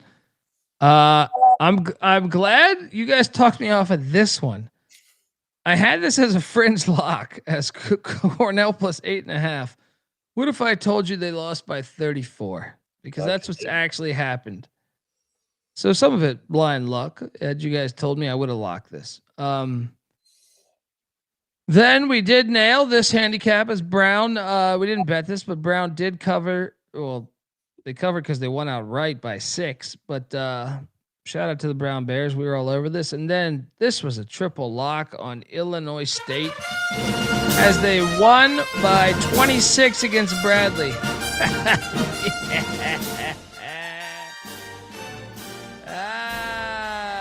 I mean, it's a free show. Battle of I-74. Battle of I-74. How easy was this play, Mac? Needed the game like blood. It should always be like this. When you're desperate, you should fucking win like Illinois State did today. Good win for Ryan Peden and company. Yeah. I mean, this thing was over. I actually thought it would be a little closer, to tell you the truth. They whipped their ass. Yeah, I thought it'd be a little closer. Next up, we had Miami and Clemson. I stayed away. You guys battled and I think Bieniek got you here, buddy. Got it, dude. Fucking great win. Clemson's just a silent wagon. Yeah. Miami too big a game here. They finally lose one. Yeah. Clemson.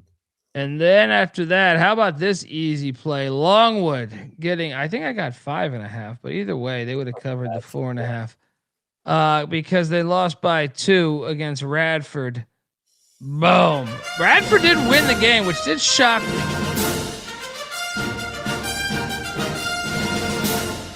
This was, I believe this might have been a triple lock on the show last night. I think it was a triple lock. Thoughts on this one?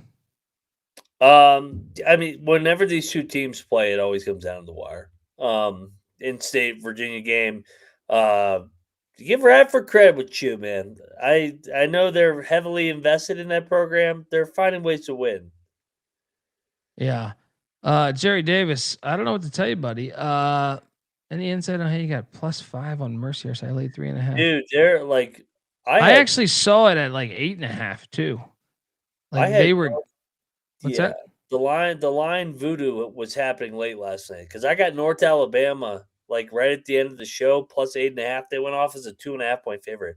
It didn't matter. They got their fucking ass whipped, but still, line movement's been weird this year. Well, no, Thursday. Yeah, no, the Mercyhurst shit. I actually on so I bet it on offshore my bookie, but what is crazy is using Tally Site. I actually got like 8.5, 7.5. Looking back on Tally Site, if you look at Tally Site, because I pair that with my picks, I got something even crazier on Tally Site than I did actually. That line when I don't know why, but I can tell you this. I don't know how you got -3.5. Did you ever see -3.5 out there? No, I did not. Yeah. I don't know what to tell you, buddy.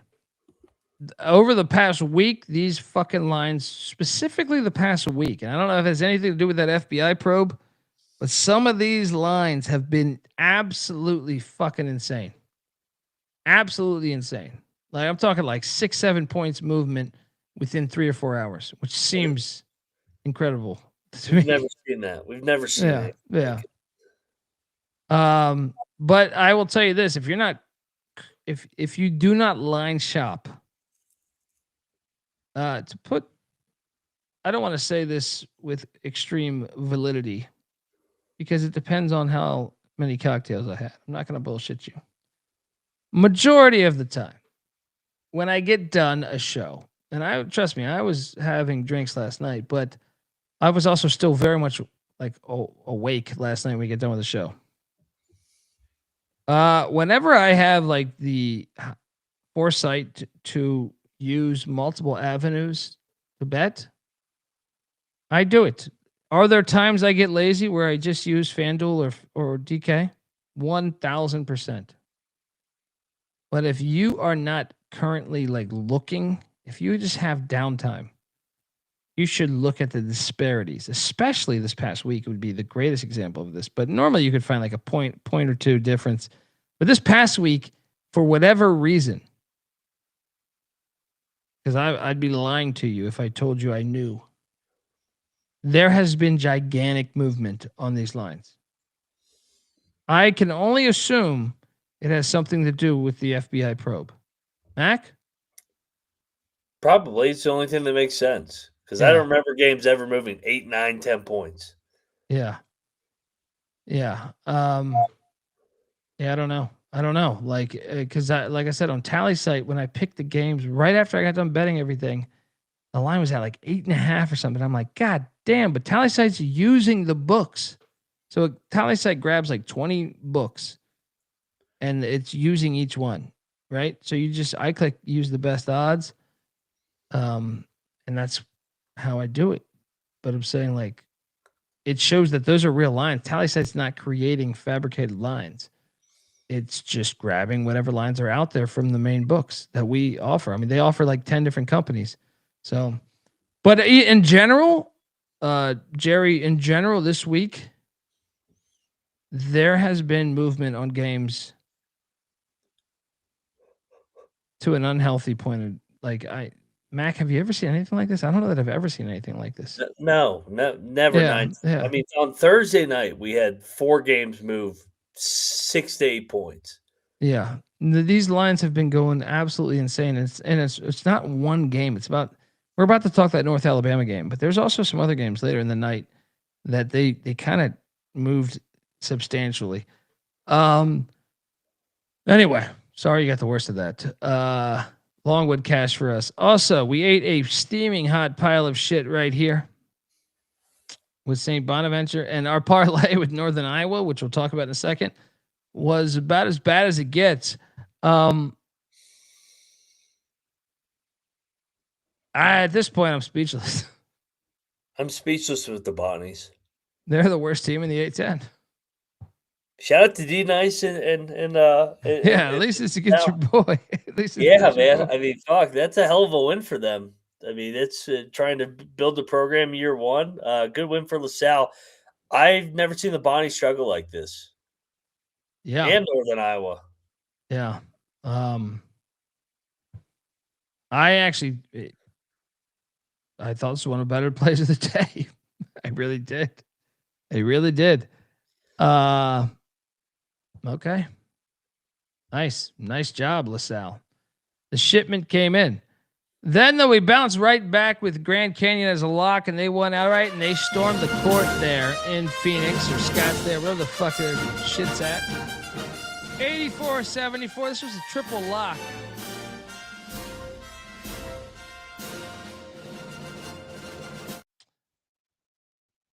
I mean, this place was lit. I watched this whole game. Oh my god! That was like the crowd. That was like the crowd of the day. If you have not watched a Grand Canyon big home game, by the way, they have San Diego State going there next. Good luck, Aztecs. Dude, that fucking student section. That's like I said, that's a mini Utah State Grand Canyon. Yeah. And it's not mini because their enrollment's like 10,000 people because they're on the stock market.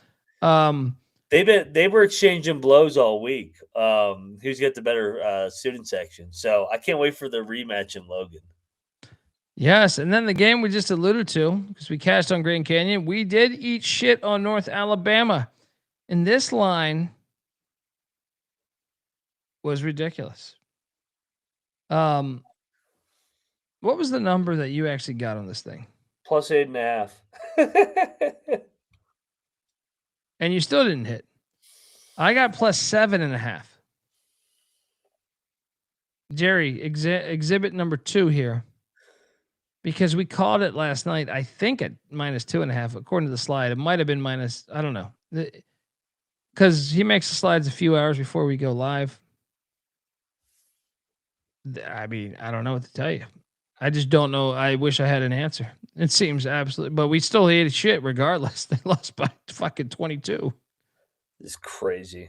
But I got, and this wasn't even my bookie. I think I got my shit on what did I get my shit on? I think I got 7.5 or 6.5 on I want to say I got mine on BetMGM. Could be wrong on that, but I think I did.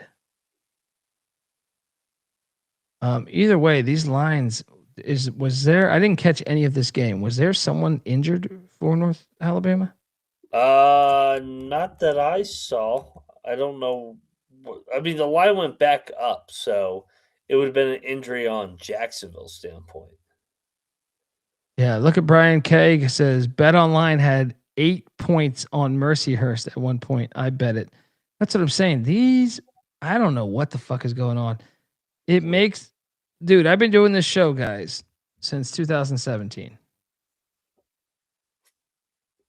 I don't know what else to tell you. This week has been weird. Well, the way it's moved. We've had weeks before where there's line movement, but how substantial the line movement's been this week. I can't recall any time. You could pinpoint like one game before where like the whole team's suspended or something. But to have it so often, like we can talk this week, probably like 15 games were like altered by, anywhere from 3 to 7 to 8 points. I don't know what the fuck's going on. I'm just a moron betting, so I don't know what to tell you. I wish I had a great answer for why these lines are like this. We ate shit here, even getting a ridiculous bump on the line. I've never seen anything like it. Not even close to winning. But something had to happen to alert the books that we could get 7.5 or 8.5. I would love an explanation from the books, because it just doesn't make sense. Just doesn't make sense, especially because Jacksonville's been a horrible fucking road team. Can anyone put their finger on this? I would ask to chat this. I have no idea why this would go from -2.5 to +7.5 or +8.5, whatever. You got it at 8.5. I got it at 7.5. CLV, baby. Well, no, but I'm saying, like, why would it jump that big? Injury speculation, I guess, but I don't know. Well, I didn't watch the game, so I can't tell you if something happened pre-game. But yeah, shout out to Keith Cole giving us $5. Great show, fellows. Pick another 2-team parlay if you feel it, brother. We always feel it. Just remembering's half the battle. All right, Mac, I got to prepare you for this next one. Because Bieniek gave you a ton of shit last night. This is UMass. This is a rigged game. Did you see any of this game? No, I did not. But I just can't believe that UMass, with Frank Martin as a head coach, I got 7.5. Well, speaking of line movement, I got 7.5, I think it was, or 7. I lost on this, and I just can't believe that Northern Illinois beat UMass. What the fuck happened here? Northern Illinois was the better team. UMass got completely hosed down the stretch. I mean, this one you might want to flag. I also think there's something up with these UMass players. They might be on the take, because I know Frank's out of bounds plays. I know where the ball's supposed to go. They came out of a timeout and the guy inbounding the ball completely threw it to the opposite end where it's supposed to go. I don't know what the fuck's going on with UMass right now. You don't just blow out Florida State, beat BC, and then lose to Northern Illinois. That doesn't make any sense, because they don't get blown out in the MAC. All their losses are by fucking single digits. So I don't know what the fuck's going on with UMass, but this is a fucking god-awful loss. This is the worst loss of the season to me. Like, this is the one. Yeah. You can't lose to Northern Illinois. You can't lose to fucking Northern Illinois. They'll beat Toledo, because that's what Frank's team does. But I don't understand how they fucking lost this game. They got jobbed at the end, but it never should have came down to that. Yeah. Ate shit there. Picked this correctly as UTEP got a big number. I even got 15.5, but I didn't bet this. Easy cover as they lose by 11. You bet this? No, I did not. It's hard to bet against Liberty in that building with UTEP. They can't score, but hey, they covered. Yeah. Next up, we did eat a pile of shit here, and I felt great about this game as the tops were laying 7.5 or 6.5, whatever the fuck you got. Either way, they lost by 16 at home. What? Without their best player? Was he fucking every one of the players' girlfriends on the team? Because ridiculous. This is the most shocking outcome of the whole night to me. What is this? This is a lit environment. This is a lit environment. They were down 20 at one point. I was dumbfounded by this one. Bad play by us. Next up, Quinnipiac, Merrimack. Merrimack wins by 12. I do believe none of us locked this, and I'm curious. I think I ended up taking the Aqueduct on the picks page. Who'd you take here? I think I took Merrimack. I didn't bet it, but good win for the old Warriors. Yeah. Great win. Double-digit win. Quinnipiac's such a phony team. How about this win? And we need to talk about fucking Coastal Carolina. I just talked about this like beginning of the week, and I felt like, I don't want to shit on you and Bieniek, but I felt like you guys are kind of like, Coastal. They're by far the best Coastal team of all time, or at least in the past 15 years. You don't win at Marshall and then at Georgia Southern. And show me the Coastal team that's done that. Hey, they're chippy. Gray's doing a good job. He did a good job at fucking Western Carolina, too. I know. Like this, and I look at their next couple games. I'm like, home against Texas State, home against Southern Miss, ULM. I'm telling you, man, they're one of the better teams in this conference. Shout out to the Chanticleers for getting it done against Southern in overtime. Then that we should have bet this. Why did we not bet this? Remember the chat last night giving a shit about They said, why should we not lock Dartmouth? Penn wins by 10. We should have bet this. I'm disappointed in myself. I apologize to my clientele. You dial 100 pick Dundee, you'll get that sincere apology. You'll also get a 50% off of Circuit City, they call it. So do that in the next 27 minutes. And we'll get you that discount. Next up, Northern Iowa. We ate a pile of shit here. I don't know what they only scored 44 points, bro. The UMass, the Bonnies, Northern Iowa. I have no idea what's going on with those three teams. Yeah. This is puzzling. We gave out a parlay yesterday of Northern Iowa and the Bonnies both completely eat shit.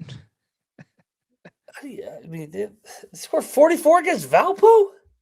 That's bad. I mean, they're done. What the fuck happened to this team? Where's my guy Rob Donaldson, who was selling in Northern Iowa he thought there'd be a fucking Sweet 16 team this year. I thought they were good too. I thought the Bonnies were good. I don't know what's going on. But I do know this. Couple bad picks from Dundee. Of course I'll respond. UIC. Good win. I locked it up as they win by 7 against these fake-ass Drake Bulldogs.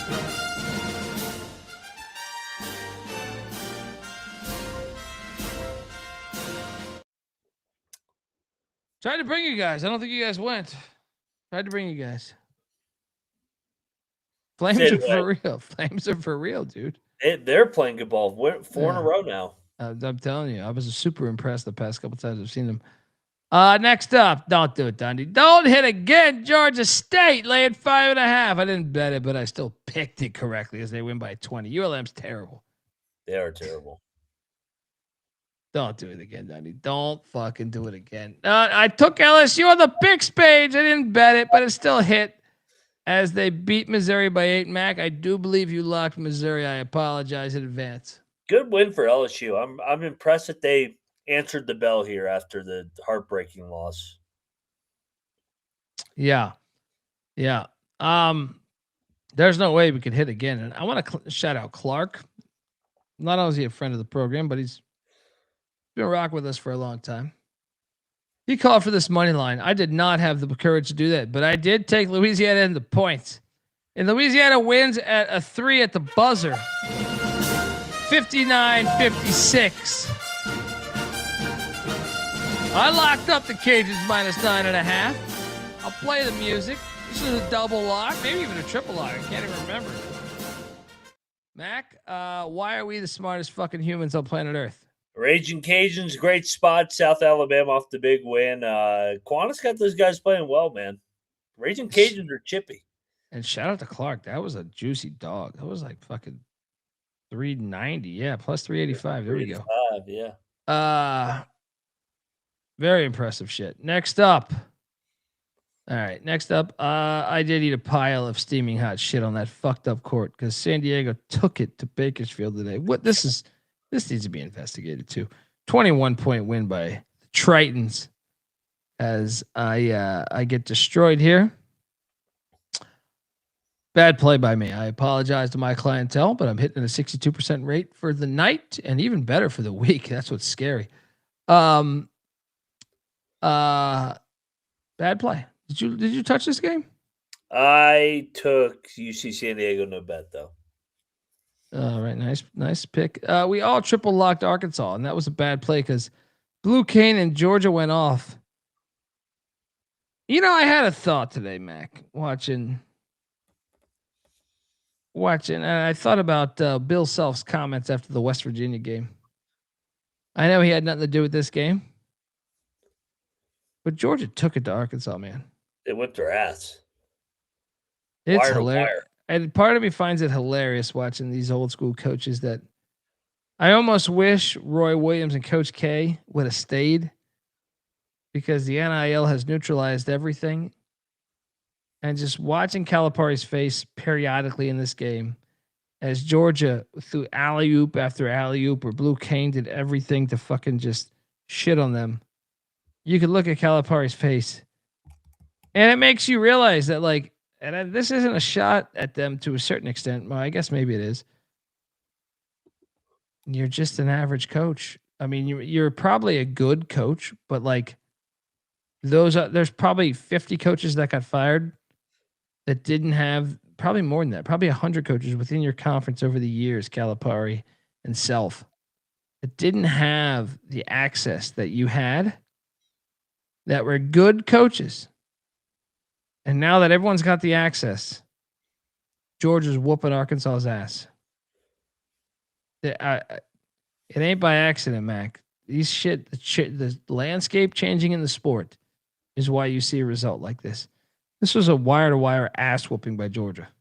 Yeah, and a big win for Georgia off the disappointing Ole Miss loss. So, good win for the Dogs here. They continue to be NCAA tournament team. Mike White's going to get him back there. Yeah. Like 15-3. Yeah. No, for sure. I bounced right back though after this triple lock loss with a double lock win because we locked Valley minus, I believe the number we got was 10.5, but they won by 12 regardless. They would have hit on 11.5. They win by 12. They stuck it to Arlington. They were like up like 26-4 early in this game. So we got right back on the saddle.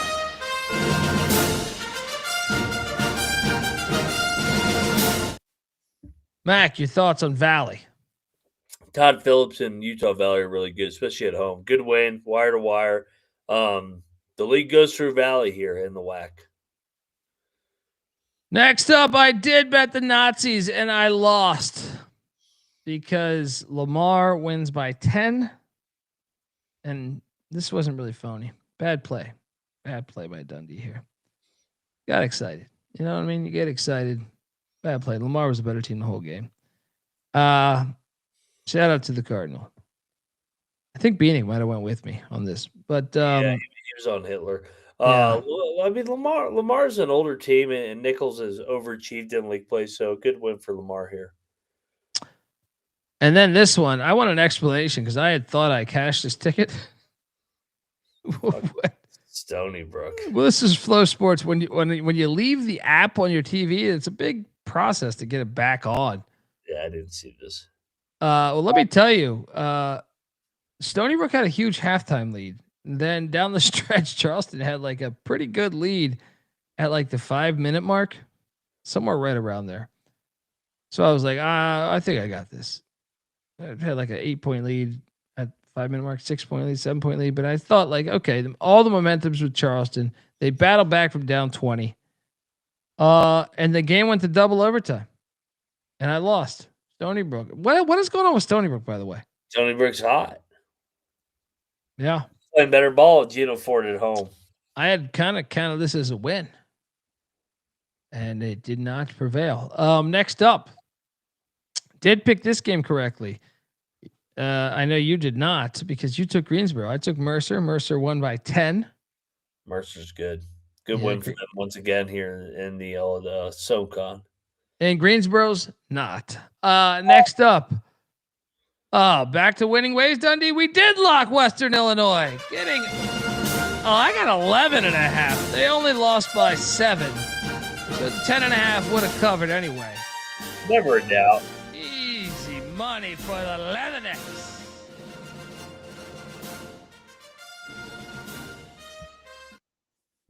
And buddy, I'm sorry. I was just on fire tonight. So you got in my way in front of a lock battle. Now, actually, if you got this number, you would have prevailed. So yeah, I hit on JMU. Okay. Well, I hit on Marshall because I got 4.5. But we both hit. No lock battle music. JMU had a 10-point lead with what, 7 minutes left? Yeah, they choked. They choked heavy. We both hit. That's how it works sometimes. Damn it, I wanted to talk shit to you about this. I came into this episode thinking I could talk shit to you about this. It's you got a lucky. joke job. That's a you joke got job. lucky. They were lucky. Up 10. They were up 10. They were up 10 with 7 minutes. That's Marshall. You know that crap. That shit was lit today. That shit was lit. That shit was lit. Gave you choke job. What yeah, the they fuck? did choke. Down the stretch, they did choke. We did also make the mistake of thinking this was a rigged line, and we both locked up Tennessee Tech, and Morehead State won by 6. This had nothing to do with Tennessee Tech on our analysis of them being good. We couldn't understand the line. Thought it was a rigged game. We missed out. Next Yeah. ball. And then we should talk about this because we locked up UNC. Oh my God. Dude, they were getting annihilated in the first half. What happened to them on the West Coast? Woo! They almost came back and won this thing, but at the same time, they were getting drilled majority of this game. Horrible pick by us. Horrible pick by us on Carolina. I apologize to my clientele. This might have been the worst play of the day. No. I just just the fact that they never led. I told you my worst play earlier. Who did I have that lost by like 50? I had someone that like. I told you it earlier. I don't know. There was too many fucking games today. You think Carolina wants to go back out west? Well, this is what happens, and this is why I argued forever back in the day. I mean, people are so dumb. This is a stat in the NFL and NBA too. When you go on the far road trips, it's hard. The SEC during their cheating years, where we know they were clearly cheating, was terrible at the Pac-12.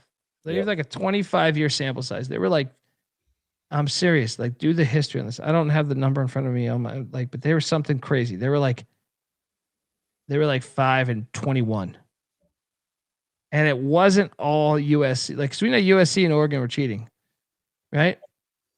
The rest weren't. Yeah, but you know damn well the stats show this. Tennessee went to Cal and got their ass whooped, right? Cal also went to Ole Miss and won. And you can go one by one on this shit. Like you can go Texas A&M loses at UCLA with when A&M was loaded, right? You can go one by one on this. There's something to traveling west to east and east to west. Doesn't matter the sport, doesn't matter the roster, doesn't matter the teams. It's legit, man. It's legit. And here's another exhibit of that because Oregon easily covered as a triple lock. Getting, It's that money line. I got 19 and a half. Oregon was winning at halftime. Yeah, I took the I threw $20 on the money line. Didn't hit. Why do we keep getting these comments, keep betting against Michigan? We've been betting against Michigan for like 2 straight weeks. They haven't come close to covering. They haven't covered a road game all year. Yeah. Michigan is not as profitable as everybody's making them out to be. Yeah, they've had a couple really high marquee blowout wins, but this team has played with their food a lot this year. They should have lost in Detroit to Wake Forest. Yes. Yeah. Fuck. They didn't cover against Washington. They didn't cover today. They were losing at half to Maryland. Like on the road, this team has not been very good. You want and see had the chat. What's this jackass's name? The Texan fan again? Yeah, I can't remember his name. Yeah, he's already fucking. Well, had he been a Nebraska fan, I would honor his shit talk because we locked up Northwestern. Oh my God. And I even said Northwestern was live on the money line in the first half. After the first half, I was like, we got him right where we want him. Yep. No. Dude, this is the best story in college sports. Nebraska wins by 19 to be technical. What? Dude, is Nebraska ever going to fucking lose? I mean, what is this? I'm dumbfounded. I really thought this was it. And to do it the way they did it is shocking. Dude, Chris Collins' teams never get blown out at home. Yeah. This is crazy what's going on with Nebraska. I had the money line.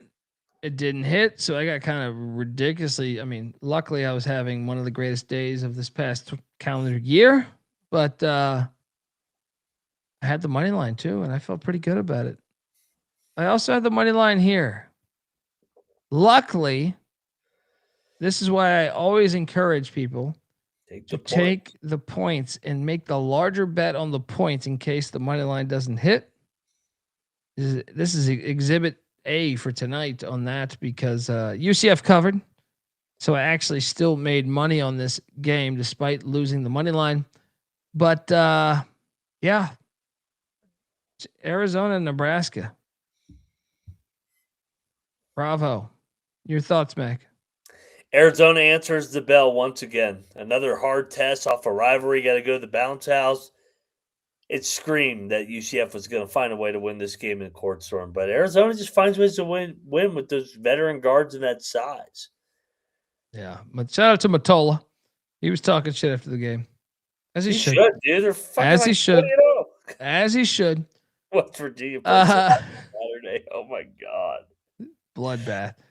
Speaking of bloodbath, we locked up Richmond, and they lost by 25, getting 16. I blame Bieniek and his obsession with his fucking mascot last night when he was jacking off to this. I mean, this is bad. This fucking St. Louis team. Dude, they're good as fuck. They're like 17-1. Yeah, it's very impressive. Very impressive. I didn't have this on. I thought they'd be good this year. I didn't think they'd be this good. Bad play. Next up, Texas Southern and Alcorn State. I do believe I took Alcorn State. Did not bet it. That did not hit because Southern won by 1. Did you bet this, Mac? I did not bet this. All right, we can move along to the next game then because Jackson State, we did pick correctly to beat Prairie View. Didn't bet this, but they did win by 4, so we got this one right. I remember you picking the same. And then we can get to our double lock, which hit because Indiana State was catching 13. I actually think we got 14 and a half. Or flat 14, one of the two. Either way, never in doubt. Indiana State loses by 4. We cash on the Sycamores. Let's go.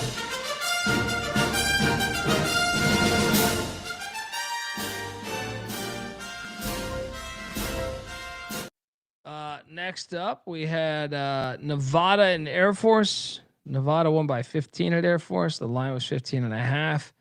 If you bet this, you have to be fucking sad. Did not bet this game. Any thoughts, Mac, on either of these games? Good win for Alfred. Obviously, a weird spot with Scott being out. Yeah. Then don't worry, because UT Martin cashed. I want this pilot. It's a matter of national security.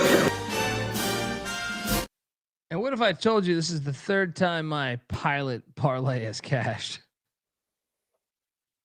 I shit you not. Like in the past 2 weeks, pilot parlay has cashed. We'll talk about the other end of the pilots. Mac, your thoughts as Lindenwood got drilled by UT Martin. Good spot. Lindenwood off the big national TV win. Shout out to UT Martin. Next up, Tennessee State wins by 6. Did not pick this correctly because I laid it with Tennessee State. Did not bet this. I would never bet this game. But Mac, your thoughts? The Screaming Eagles are chippy, aren't they? Sure. Whatever you want to tell yourself. They're getting better. Next up, Dundee. Stop winning us money. Stop winning us money, Dundee. Oh. I gave this away as one of my top plays of the night, and boy, was it. Gonna get a big dish of beef chow mein. We did get a big dish of beef chow mein because we called for Houston Christian. This was a double lock. They won by 11 against Texas A&M Commerce, and we did afterwards get. Gonna get a big dish of beef chow mein.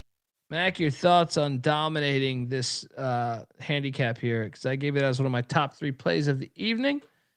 Your thoughts? Yeah, I mean they were due as due. I mean, losers 7 in a row finally get it together. Yeah. Well, I mean the line was telling you everything. Sometimes you just gotta listen to the music. Gonna get a big dish of beef chow mein. Next up. Did not bet this. We probably should have in hindsight. It just smelled to me. Texas State won by 7. I believe Texas State's a lot better than Southern Miss. The line just scared me a little bit. But we all picked Texas State correctly as they won by 7. Next up, we had Sela and Corpus Christi doing battle. Corpus Christi covered this one. Picked this incorrectly. Did not bet. Did you bet this? I bet Sela. They got drilled. No. Well, I did not, but we all have been there. I did bet this though, and we lost by 0.5 point. MEAC parlay not good today. They're right there. So we lost on South Carolina State. That was a double lock. We also lost on this double lock. A Central got drilled. Oh my! I know at home. In the second half, man, I had this game on for a little bit there. What the fuck? Got smacked. But we responded. We responded well. And the money line almost hit as Coppin State getting a ridiculous 11.5. Only loses by 3 to Eastern Shore. Triple lock. This was a triple lock. Mac, your thoughts on this great handicap by us? We'll take the cover. Eastern Shore continues to win. Yeah, cheers to them. Next up, I do believe none of us bet this, and none of us would ever bet this, but I did pick Delaware State, and they did not hit. As Morgan State wins 80-79 in this matchup. Mac, who'd you pick? Hilarious. Delaware State. Next up, this was one of the easier plays of the night, as Troy wins by 1,000 against Arkansas State. It's your team to beat in the Sun Belt, Troy. This was a double lock. Trojan men.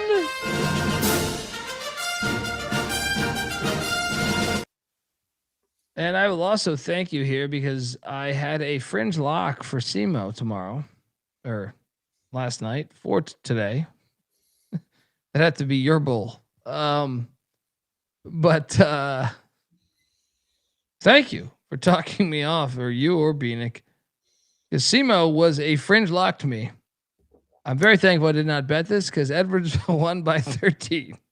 Dude, they were up by 30 too. I'll be honest. All it took was you guys to just say a little bit positive about SEMO, and I think I would have been all the way in on SEMO. What happened to SEMO this week? They looked awful. Yeah. Back-to-back home games. Then UC Davis Irvine. This is another one I had circled as a fringe lock. This one would have worked out for me. I did not bet this, but I had this circled. The guys didn't go with me, but Davis wins by 3. So all I needed was a little push on this one. I didn't. I should have listened to myself. Mac, I think you bet Irvine, right? I did, man. That's a nice win for Davis. Back-to-back losses for Irvine here in the Big West. Yep. And then this next one we should talk about for a little bit because it depends where you got the number. Oh my God. They were up by 20. How the fuck was this so close? Did you lose on this? No, I had 3.5. I had 3.5 too. I feel sorry if you had 4.5. I was on live TV giving away. I think I gave it away on TV at 4, but still, I said this was the top play of the day. This line did reek, but yeah, Jacksonville State did hit for us. If you watch this game, it was 100% the right side. They were up the entire fucking game. Yeah, they're up 20. If you had 4.5, I apologize. Because you should have hit. You should have hit here. Jerry Davis got the right side of it. Clark had a push. Yeah. Weehawk had 4.5. Yeah, that's tough. This still was phony though. Like even at 4.5, that should have came home. They were up like fucking 20 with 10 minutes left? Yeah. They choked down the stretch. Yeah. We did hit on that though, so I will play our music. Diversify. And we also hit on this double lock. Northern Arizona catching a ridiculous. I think I had mine at 12.5. Either way, even if so, it's 11.5. Still covered against Portland State. Mac, your thoughts on this one? Portland State still unbeaten in league play. Yep. And I know Mac locked this next one up because Wofford won outright by 4. Great call, Mac. I picked Wofford. Did not bet Wofford. Nice play. And then this was a double lock by us as Northwestern State covered the 8.5. Only lost by 2. We even said it was live on the money line. Didn't hit, but we were right there for it. We're sharp. We're sharp on this. Thoughts on the Demons losing by 2? Dude, that was a brutal loss. They had a 15-point lead with 8 minutes left. They choked this game away. I mean, that's goddamn tough one for Cabrera. Did not bet this next game, and I'm kind of shocked by the final score here. What the fuck happened here in this one? Oh yeah. Southern wins by 18 and holds Grambling to 53 points at home. Picked this incorrectly. Did too. I don't know what's shocked by the outcome here. Yeah. And then San Jose State going to San Jose State. They lose by 14. We did lock this. We lost. San Jose State's on the no lock list anymore. I know Jerry Davis was hip to this last night. He's like, we can't get there. You never know who the fuck's playing with this team. Half the team's been fucking injured. Half the team I don't even believe is actually on the roster anymore. I got no idea. Like UNLV laying points against Miles, I get it. But I just can't bet. It's unfortunate because I think Tim Miles, he should be at a better program. San Jose State doesn't. They don't invest in their basketball. Miles is a better coach than what that requires, in my opinion. Like if Tim Miles was to leave, took them to the NIT last year, he should leave San Jose State, in my opinion. Like they don't care about winning. Their players, I don't even know if they're truly injured. Sounds horrible to say, but like when it happens this many years in a row, I don't even know if it's an NIL thing. I don't know what the fuck it is, but they're a tough team to bet on, man. And I like betting on them. They're just hard to understand. And I think there's more than meets the eye. I don't think this is all coach player related. I'm not sure if there's NIL. I'm not sure if it's because no fans go. I'm not sure it's because the players quit mid-season. I don't know what's going on. It seems there's a pattern though. Each year, new players come in. The whole team leaves each year. And each year, the same shit happens where you never get players healthy. I don't believe that this is all legit injury related. Your thoughts? Yeah, disappointing year for San Jose because I thought that this would be a pretty good team coming into it. So, kind of another waste of a year, but we'll see if they can get healthy next year and get old. Next up, South Dakota State drilled UMKC. We should have bet this. 30-point win. Good God. 30-point win. Then we cash on this. How about this play we gave away last night? The Mexicans. We even said spring on the money line. Only problem is I didn't. Mexicans win by 3 outright. Should have bet this on the money line. Oh, that win. We were all over this one. We were also all over this one as New Orleans covered against Stephen F. Austin. I did say spread on the money line here. It didn't hit. I did bet the money line here too. But still made that money. It's actually a big game for Stephen A. not to lose, in my opinion. Yeah, they took care of business. McNeese didn't. And now Stephen F's in first. Yeah. We also double locked Eastern Washington as they won outright by 18 against Idaho State. We're a free fucking show. Munson. And then I had the courage to stay away from this next game because it screamed to me. I believe McIntosh ate a pile of shit here because Auburn only won by 4. Good God, they went through the motions in the second half. They had every chance to blow this thing open. Yes. I also picked this game correctly, although I did not bet this, as Missouri State loses by 3 in double overtime. Great game. Did you bet this? I did not bet this. Good win for Middle. Missouri State, good fight here. Then we did double lock Saudi Arabia State plus 1.5. And of course, they lost by 1 in this rigged game.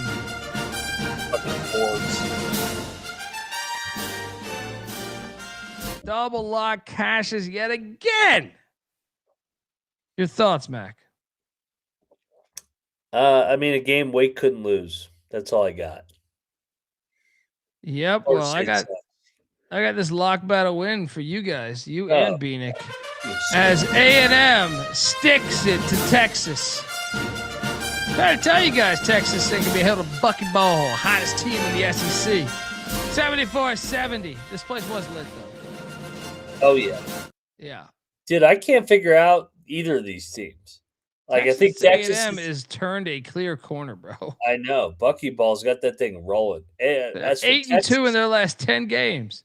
Yeah, they're gonna make the tournament. As for Texas, they're still the same old front running soft ass team. I thought they turned the corner this week now.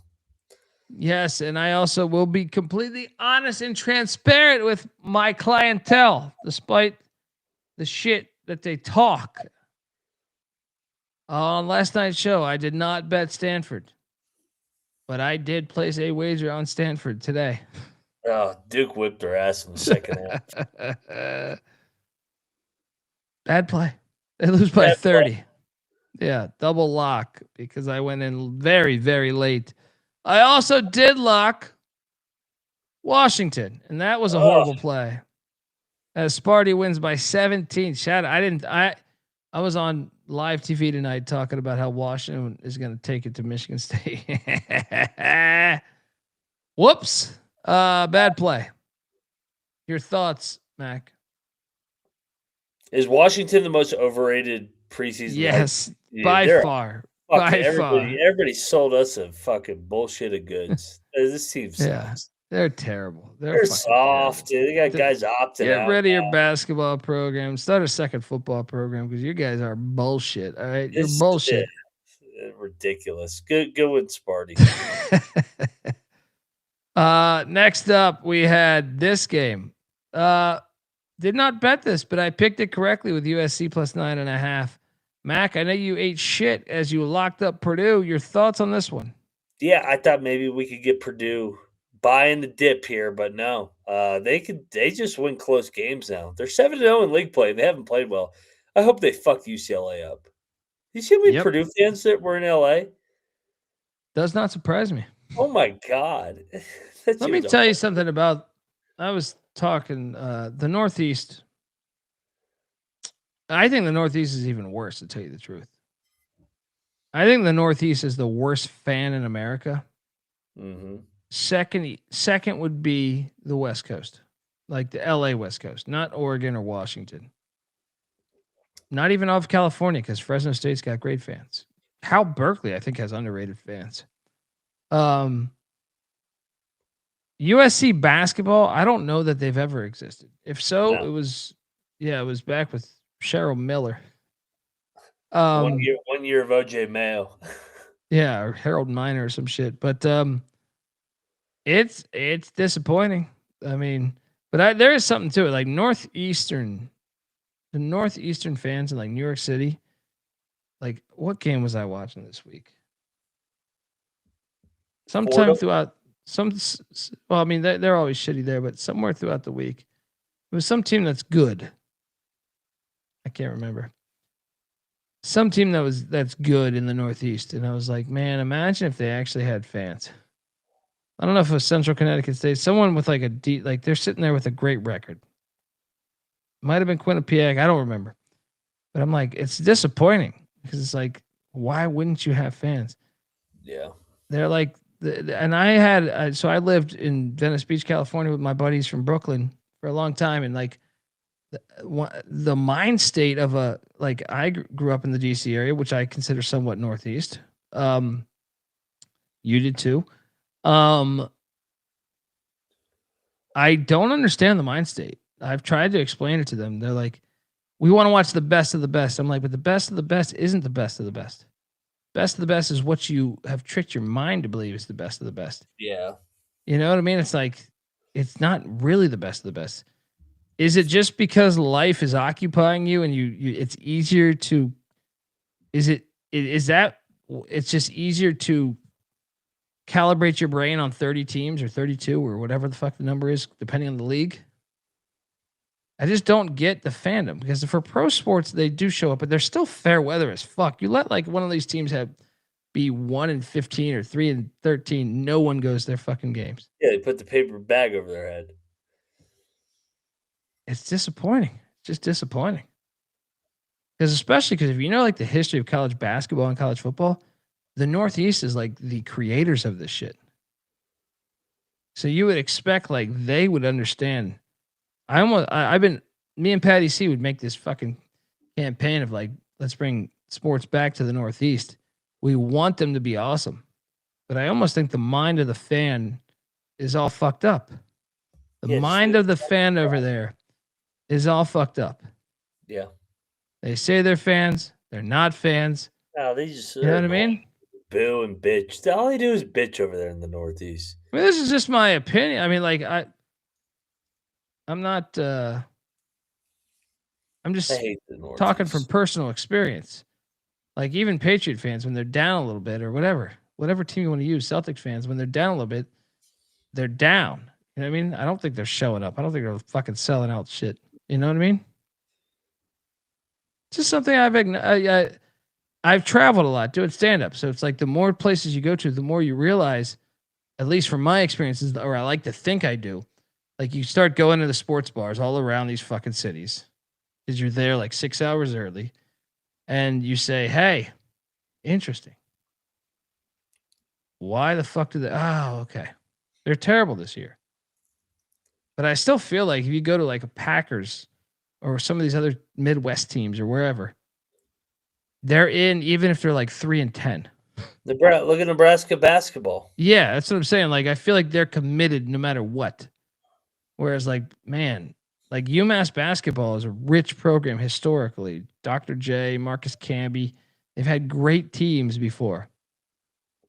And like there's like 6 people at their games. Oh, the UMass fucking joke. Yeah.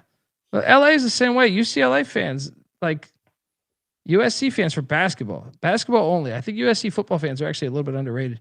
But basketball, they're fucking terrible. They're terrible. I witnessed it. I would go to games all the time. I don't know what it is. Something about it. I get it. There's a million things to do in the city. But also, like, I also find like you find passionate sports fans within the city. It's weird. It's a weird thing. I haven't put my finger on why exactly that is. I'd be curious your guys' thoughts. In the chat, let us know. Next up. Easy money. Actually, not easy money. Shout out to Carlton. No, I hit on this. Carlton did not. Yeah, it came down the wire. Yeah. Got a hateful text message from Carlton, which is understandable because he had some solid money on Bethune-Cookman. And honestly, it had no business losing. It had no business losing, even at 16.5.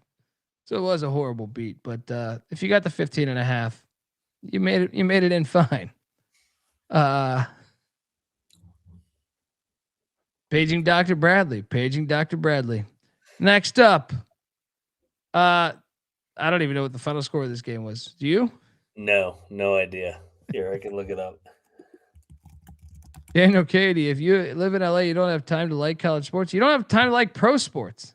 San Diego won by 40. Good job, Larry. Wait, but throw the Dodgers out. What LA team represents? Don't give me the fucking Lakers. Don't give me the fucking Lakers. Nobody gives a fuck about the Lakers anymore. I bartended for fucking years. 5 blocks from fucking Staples. And I would get free tickets from the fucking law firm that I work for the fucking Laker games. And if you're telling me that you believe those are like legit Laker crowds, you are wrong. It's an Instagram party. It's a fucking Beverly Hills Instagram party. That is not a lit environment. I refuse to believe the Lakers fans are passionate about the Lakers. They used to be. Not anymore. I mean, back at the Forum in the fucking 80s. I mean, there's enough LA fans that are Laker fans, but they are definitely not the ones they've been outpriced. Yep. Fucking, you go to these, the tickets are insane. It's a bunch of idiots. They're sticking the phone in their face. Yeah. Next up, Florida A&M. Picked this correctly. Did not bet this, but Charlie Ward and Florida A&M won outright against Pine Bluff. Shout out to that. Good win there. Yeah. Shout out to an hit in the fan. There is no name on that song. If you DM me on Twitter, I will send it to you. I did a pilot years ago, and I am friends with the artist of that song.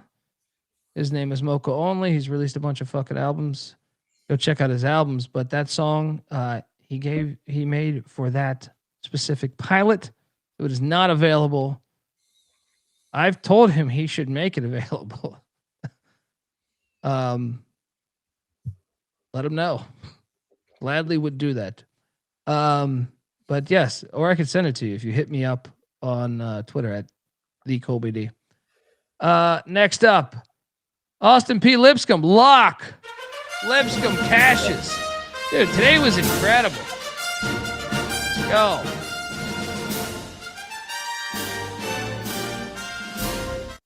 Easy money. Good win for Lipscomb, man. Yeah. And also be their first league loss. This is going to be a fun race here in the A-Sun. Yep. Easy money. And then we had this as a fringe lock yesterday. Campbell. I didn't even bet this. We should have bet. Did you bet this? I did. I bet the points. Campbell keeps it within 3. Should have won. I should have bet this. I didn't bet this. My apologies. And yes, yes, Mocha's been a friend of mine for over 20 years, man. Great fucking dude. Has done a lot for me personally. Great dude. Next up, I went on this Eastern Kentucky laying, what was it, 4.5. They win by 20. Easy money. Easy money.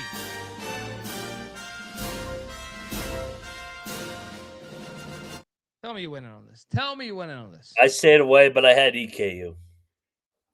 Easy fucking money here. Next up, would have lost money on this because I actually could have been talked to betting this last night. Upstate getting 16.5. They lose by 20 despite the news we were talking about regarding High Point, whether it was fake, whether it was not. He did not play today, I believe. So shout out to High Point winning by 20. Didn't get any eyes on this because did you get eyes on this? No, neither did I. They win by 20. They keep pace them and went through a pit top There's of the big too time. many good games on at this point. I know. Yeah. Then we had this game, which I do believe you might have bet. I stayed away. Bob Morris wins outright in overtime in some Horizon League action. You went in on this, right? I did. I thought you did. Yeah. Bob Morris by 3. Want to talk about this next game? Oh man, I gave this out as one of the best plays of the day, and I ate shit. I'm just taken back by this game. Dude, they fucked VMI up. That was hilarious. I don't understand it. It was lit. I don't get this. I love this play today. I have so many questions. VMI has been better all year long. Then you get a Saturday because look, okay, when they play, if you don't know about betting VMI over the years, if they don't have the cadets there, their home environment's trash. So like on Tuesday or Wednesdays or Thursdays, whenever they play, we never feel confident taking them because there's like 4 people at their games. But VMI has been better than the Citadel, in my opinion, this entire basketball season. I've been impressed with VMI. I have not been impressed by the Citadel. If anything, I think the Citadel has been complete trash. I know it's a rivalry game. But the fact it's on a Saturday, and then normally, like you said last night, normally you play Saturday at noon at the Citadel. It's like, look at their history of their games. This was Saturday night, so I'm thinking, oh man, the fucking Keydats are gonna be rocking. They're gonna be doing whippets in the fucking crowd, underneath the bleachers in the parking lot. Everyone's gonna be cherry bombed, right? What was this, dude?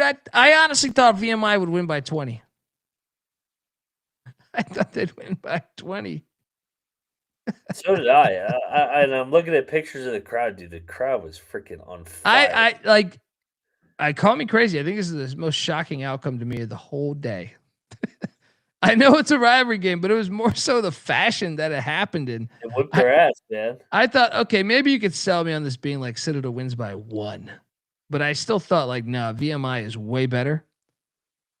So for Citadel to go in there and win by 15 and to be up by 15 majority of the game, I don't know what to tell you. This is gambling. Crazy. This is gambling. Because I have no idea how to make any sense of this one.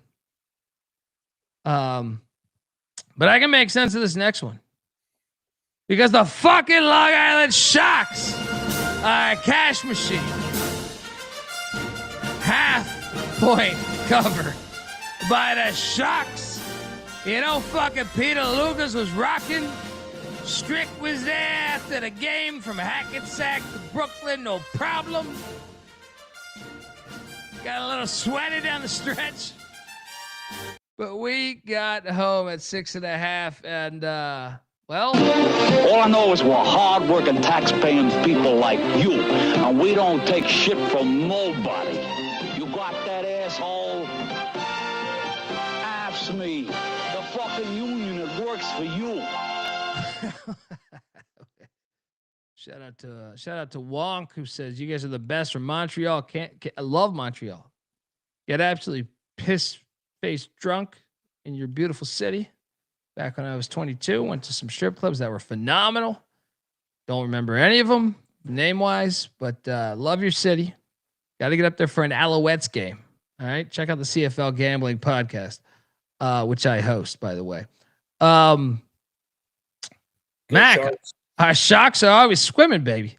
When is the last time I got a Long Island game wrong? Notre Dame? I'm being honest. Yeah, Notre Dame or Illinois. Illinois. That's probably what it is. I've got so I faded them against St. Francis and Mercyhurst, right? So I've gotten 4, 5, 6. Might have got FIU wrong, but I've nailed. They're at fucking Cash Machine. I think I've won 13 of 14 bets against them right now. Or The Sharks, baby. I'm telling you, the fucking tuna casserole special. Boom, let's go. Shout out to Chris. I says, Kobe, end up back in Toronto. I'm trying to go for an Argos game. I had some friends reach out. They tried to bring me there for an Argos game last year, man. I want to go so bad. The old me would be there. Having a 1-year-old son and then dealing with all that shit. If he's got the flu, you got to make sure I want to so bad. It's possible in the next 36 or 360, 36 36 hours, I guess it's possible. But 360 days is what I was going to say. I would go back in a heartbeat. We'll figure it out. In the next couple of years, it will happen.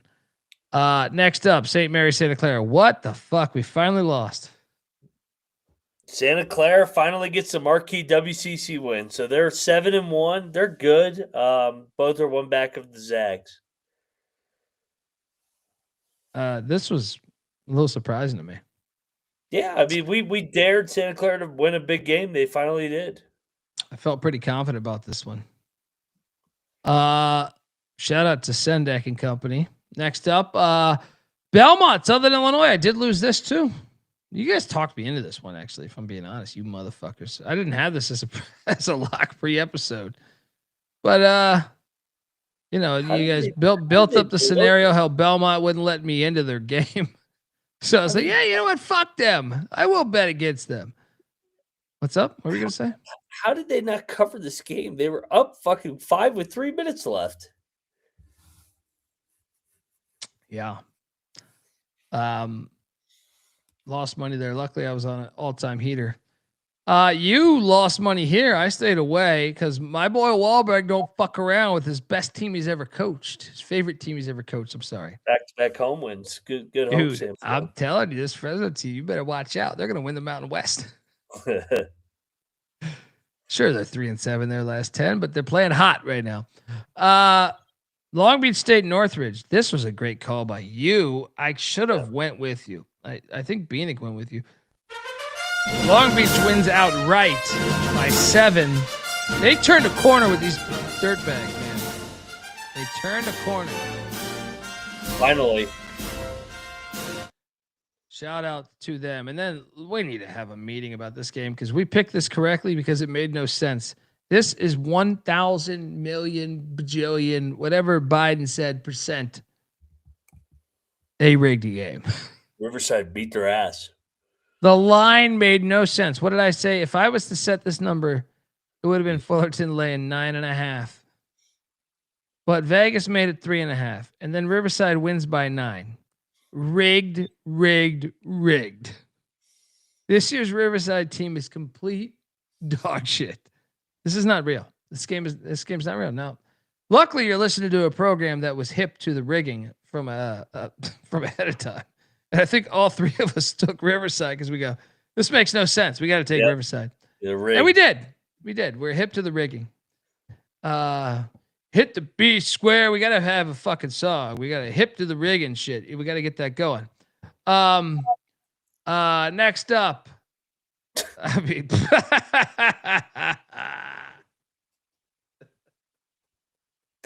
how bad are they? Dude, they were down 30 in the first half. What was this, man?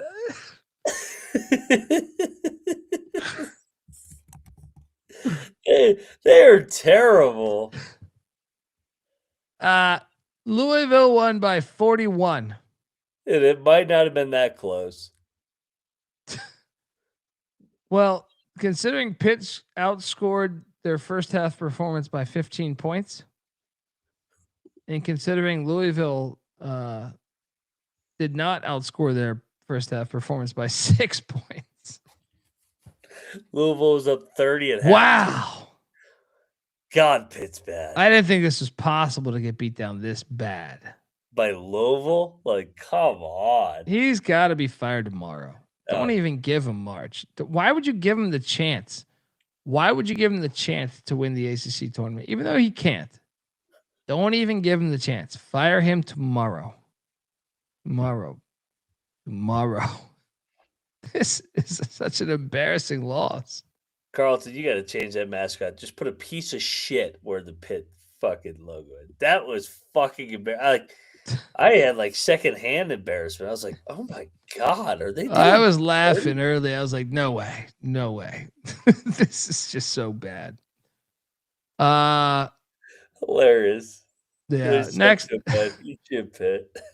Next up, we nailed this one, even though we didn't bet it. We both took Omaha. They won by 11 against Oral Roberts. And then we did lock this one. Late night cash of the Johnnies. Stick it to Villanova by 7. Easy money on college basketball experience. Mac, your thoughts on another dominating win? I'm sick of winning this much. Great win for us. Uh-oh. Patino quietly went off on his team after Providence. They're peaking right now. Yeah, and I will say during this stretch, I had 2 losses that I thought were going to come. I'm actually like shocked by this next game. So I had BYU plus 3.5 at the. I went on Sports Grid twice today. I was on some other shit too, but I want to say 3-minute mark. I'm having BYU plus 3.5, and they're up 6. They're up 9 with 8 minutes, if I remember that. Maybe it was 4-minute mark. I don't remember. We were on air, and they were keying in on how BYU has turned the corner. But I'm like, I'm getting 3.5.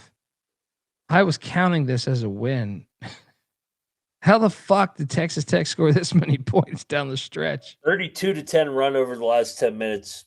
Just a hell of a win. Toppin was an animal again, 27-12. And they made threes. They made 11 threes. BYU only made 5. So that's uncharacteristic of BYU. So good win for the Red Raiders. That place was on fucking fire tonight, by the way. It was on fire, but I just can't believe I lost it because I gave 3.5 up that with, like I said, like 5 minutes left. I just thought there was no way that I could lose the game with the points. Just thought I'm home safe. Next. Did pick this correctly as San Diego State wins by 4. McIntyre, I know you ate shit here because you went with the Lobos. I actually got 4.5 after the show. Okay. So I ended up winning. This game was another one that bounced between the number, but a good win. San Diego State finds a way once again. The only team up top in the Mountain West undefeated, although they go to Grand Canyon next. Watch out. Next up, I picked Southern Utah, and Southern Utah has been the kryptonite. Where is this coming from, by the way? Dude. I've picked Southern Utah in both these games, but like the worst team in the conference is destroying the best teams in the conference each and every night right now. Yeah. Them and Dixie had a night here in Utah. 20-point win, 22-point win. They held Abilene to 52 points. I took Southern Utah. I didn't think that was going to happen.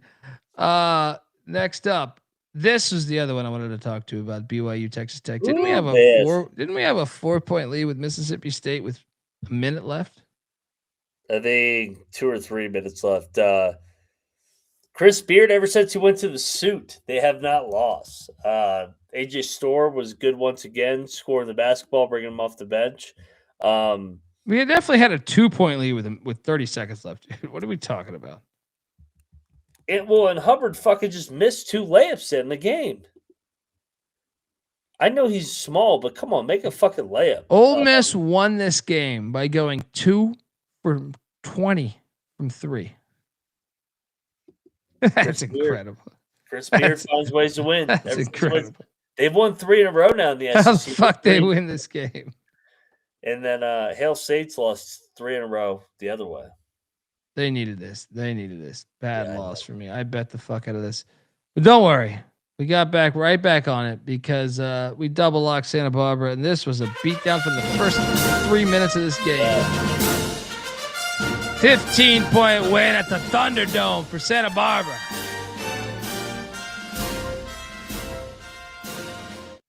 Easy money. Mac, your thoughts? Santa Barbara's turned a corner this week. Good week for Pasternak and company. They needed this. Yep, we were sharp on this one, and I called for Dixie State to take down Tarleton, just didn't bet it. Dixie State did, 75-71. Did you bet this? No, I did not. Go in for Dixie. Getting a split on the home stand. And then you got a little reckless last night, buddy, and I say this as your friend.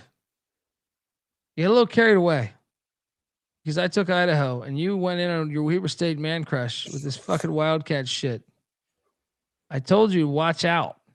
You got to listen to some of these indicators Dundee's throwing out there. I said, I hate them again. You'd hit 4 games in a row. You were just your love for Weber was blinding you. It was blinding you at the time. Idaho wins by 8 at Weber State. This game was fucking brutal. Lock battle win for you and Bieniek against me, buddy. This shouldn't have hit. This should not have hit. This is dumb. How about that environment? This was a great game. Wait a second. 3-point game. 3-point game. Multiple possessions for Montana. They fouled out of it. They fouled. Well, also, like, one of the things that bothered me about, and I'm not even going to say it was the refs, Montana's Money Williams. Hey, you motherfucker. Stop overacting to get the, like, I hated the ISO ball on the final 2 possessions. Like, it was a 3-point game 2 different times down the court with a minute left, right? Or a minute and 15 left, right? And I'm thinking, dude, stop selling for the foul. He would penetrate. It was ISO ball, or they'd get it mostly ISO ball, but they got him one time in the final like 3 minutes on the block. But just stop doing the fucking Reggie Miller shit of like trying to get the call and just focus on your fucking offense, man. I still think Montana was the right side. If they play again tomorrow, I would take that. Another thing was, how about this? How about this? It was a 5-point game. Montana's at the free throw line. Montana misses the front end of a 1-and-1 with 30 seconds left. A 6'2" player. There's only 4 guys on the block. Only one Montana State guy, a 6'2" guard. Montana was not aware that it was a 1-and-1. It bounces right to him. They foul him. So they get 4 free throws on one possession. Or 3 free throws on one possession. He makes the 2, and it gets up to 7. This shit should have hit, dude. Montana was the right side of this fucking bet. You can't. What the fuck you doing? Just letting this guy get a free rebound. Looking forward to the rematch in a couple weeks. These games are always great. Yeah, good win. It was good a great win for environment. State here. Good win for State. They've owned it lately. Bothers me, you motherfuckers. Next up, we have to talk. You guys didn't go with me. My pilot parlay cashed for the 3rd time in fucking 14 days. UT Martin Portland parlay has cashed for the 3rd time in 14 days. They drilled LMU. Hilarious. Easy money. Yeah, LMU's LMU. Up and down, up and down. They're a complete enigma. Just like they are every year. Then this is the fucking most ridiculous fucking game. What a choke job by Northern Colorado. This has got to be rigged. This has got to be rigged. Now, to be fair, in this game, they had a 16-point lead, I would say. 18. 17? 18 okay. With 9 minutes left. What? I believe this game's rigged. This will be investigated. Northern Colorado had 52 points in the paint to 34 for Sac State. Maybe you just aren't. Maybe you're new to the show. Normally, the points in the paint somewhat dictate who wins the game. When you look at it, I would say 80% of the time, it normally is correct. Yeah. But normally the disparity is like 6, 8, 10. This is a 20 fucking point disparity. What? This is crazy. And they lose? How's this possible? With the 20-point lead with 8 minutes left. Like, how is that even possible that they lost? This is like the collapse of the year. This is a rigged game. It's a rigged game. I don't believe this would be real. This game never happened. Bad play by us. The line stunk, though. The line stunk. Yep. Yeah. Next up, Kansas State, Oklahoma State. This place was lit. Dude, it's lit in Stillwater again. I'm glad to see that. Nice call. You and Bieniek took K-State plus 4.5. I don't know if you guys bet it. I did not, but I did pick OK State, so I got that wrong. Did you bet this? I bet K-State plus 2.5 or 3.5, and it came through. They fouled a fucking 3-point shooter up by 2 there down the stretch.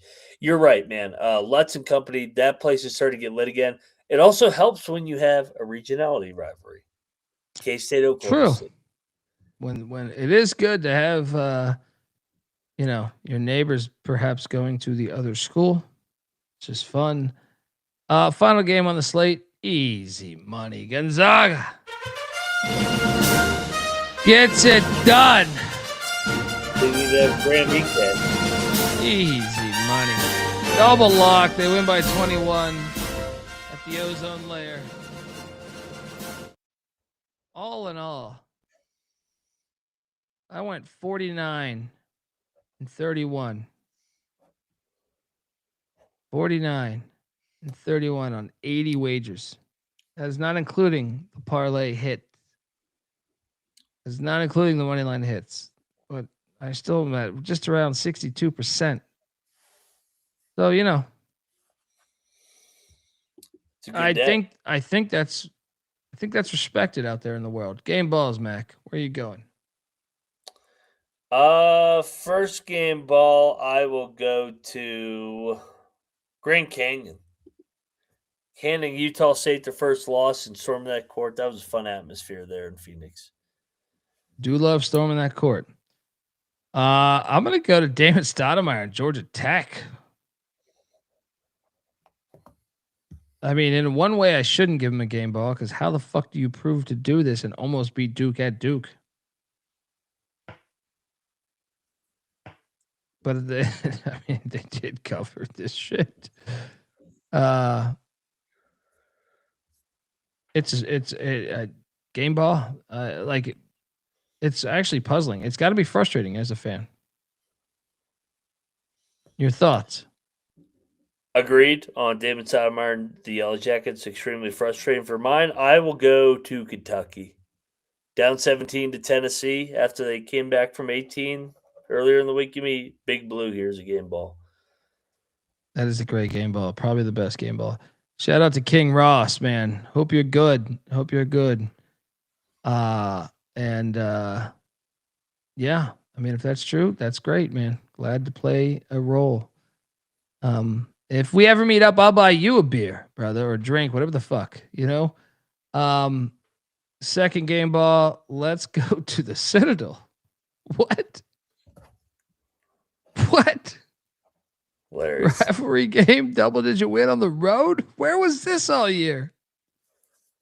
Ridiculous. Give me a game ball for the Bulldogs. Shout out to Kevin Marshall, FCS Nation Radio.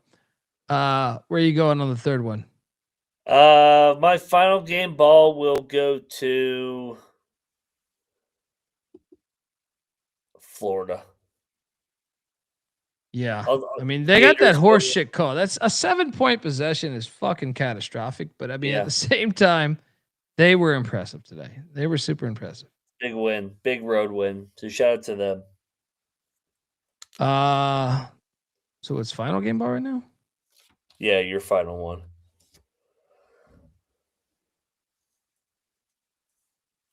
Give me one for California Golden Bears. I like it. Couldn't get Duke, but you got Carolina. And that fucked up West Coast trip. Hey, It'll get you. This is the only time Carolina's ever been out in conference to the Bay Area. I ain't going back out there. They're 0-2. Bubba's going to be on the phone with Jim Phillips. That fucking prick. All right, those are our game balls. Folks, what I tell you. Actually, no, I don't. I don't want to tell you anything, but let's just look into the slate tomorrow. Is there like 5 games tomorrow? Yeah, what is this bullshit, by the way?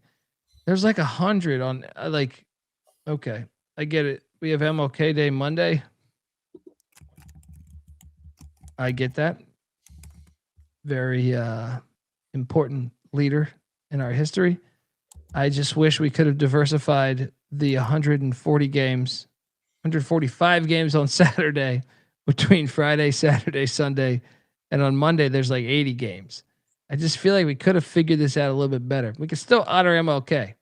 We can still give him the best games. We should do a triple header, honor the fuck out of him the way he should be honored.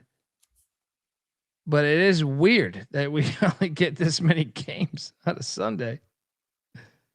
These fucking losers, these TV networks. I don't want to watch the NFL. I'm sorry. I don't want to watch the NFL. So it looks like I'll be watching fucking Backdraft or some shit. You know what I mean? White Tiger can watch something. Yeah, me and White Tiger gonna, go play with those Army figures. Set off some M80s. All right. Hilarious. Blow up some dog shit like in Billy Madison, right? Penn State's at Maryland.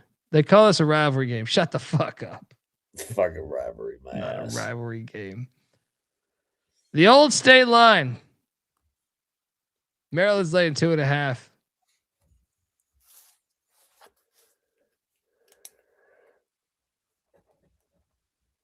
Shout out to Red Wine giving us 25 euros. 12 games a day. Why can't these guys schedule properly? I know. I know. Because they're fucking idiots. Yeah. Yeah. I'm gonna lay the 2.5 with Maryland, but I feel like it's a trap. I think it's a trap too. I'm locking Penn State. Both teams winless in the league.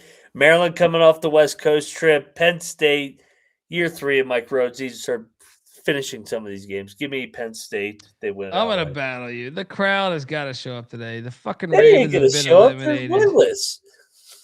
The rivalry game. What rivalry? Yeah, security will have T-shirts and everything. Say no rivalry. I know it's a fake rivalry. It's one of these fake The Big Ten loves this shit with their little fucking commercial honoring the birthplace of college football, even though Rutgers wasn't in the Big Ten for the first 150 years. But you got them now, right? They skip over that commercial's hilarious, where they do like the little map. They skip over them. They make a trip from like LA/Eugene/Seattle to like Chicago or Minneapolis. Look like it's like a 1-hour drive. Battle. I know it stinks. I'm diving. I'll probably lose this game. You want a lot of money. I'm trusting Maryland's culture. Play the 2.5. Play the 2.5. Max on Penn State. What a fucked up game. We are. Yeah. Next up, FAU is at Temple.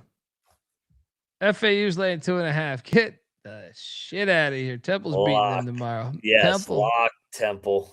Now that this FBI probe is out, Temple can't relax. They got to play all the way. Double lock on the Owls. Ho, ho, ho. The fuck is FAU thinking they can just steal Temple basketball's name? They've been doing this shit for a long time. You think this little new beach institution can just hop in and steal the fucking name of the Owls? No, not tomorrow. Not tomorrow. Not ever. Let's go. Double lock on the Owls. Next up, American is at Army. AU is laying 6.5. Dude, I think Army's the play. Yeah, they're off the big Navy win earlier in the You week. just drilled them by 15. Yeah, I will lock up the Army Black Knights here. I think we're live on the money line. I don't think they're going to win the game. It's going to be tight. I don't think they're going to, but I think 6.5 is a lot. I mean, come on. It's a lot. It's fucking disrespect. Double lock on the Black Knights. Plus 6.5 in West Point.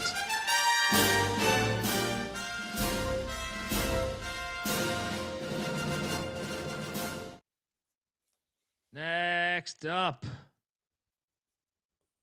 Milwaukee is at IPFW. IPFW is laying 3.5. Nope. Lock it up, Milwaukee. Huskies took a couple of L's. It's time to jump back on these Panthers. Milwaukee's 4-6 in their last 10. Mac, what are you doing here? Yeah, they just got embarrassed in that home game. I like Lundy and company as a dog here. If they hadn't got embarrassed, I think it'd be more of a pick. So give me Milwaukee. They win the game outright. Double lock on the Panthers. Greg Campy and Oakland are heading to Green Bay. Oh boy, I'm all fucked up here. Oakland's laying 3.5. I'm locking up Green Bay. Green Bay plus 3.5. Gottlieb's treated me better than Campy this season. So, when it comes to locking up Gottlieb, you know, it's that time. I'm just here to bring diversity to this set here. Give the kind of white man's perspective on things from point guard position. Mac, what are you doing here? Yeah, this is a huge game. Both teams 6-2, one game back of Wright State here. I agree with you. I think Green Bay's going to get them. I think Oakland's struggling a little bit. I know they beat Milwaukee the other night, but before that they took a loss. Yeah, give me Green Bay to continue the momentum here and go past it. Double lock on Gottlieb and the Phoenix.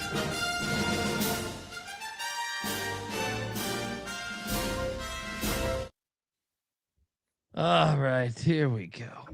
Is this the one for him? Is this the one? The Clit is heading to Greenville. The Clit is laying 1.5, 2.5 shop around against the greatest team in all the land, the East Carolina Pirates. Do I think the Clit will win this game? No, I do not. Do I think Charlotte can possibly win this game? No, I do not. Do I think the Clits are a fake-ass name and mascot? They're not even affiliated with the Gold Rush? Yes, I do. Do I think their whole institution should be shut down and burnt down? Yes, I do. Is East Carolina the greatest university of all time? Yes, it is. So that forces me to back their basketball head coach. His name is Michael Schwartz. And may this happen to all you good people out there. And may the Schwartz be with you. What a world, what a world. Lock up the Pirates. In the Gold Money rivalry. There was nothing that we couldn't do. We set out to defend our name, and now we'll never be the same. Never be the same. Mac, what are you doing here? I'm going to go in on ECU as well. Desperate for a American win. I think they're right here to win this. Win number one. Let's go. Home dog. In the spirit of ECU, we believe every moment. There was nothing that we couldn't do. We set out to defend our name, and now we'll never be the same. Wait for it. Never be the same. That fucking sucks. Next up, we have Wichita State at South Florida. South Florida lay at 6.5.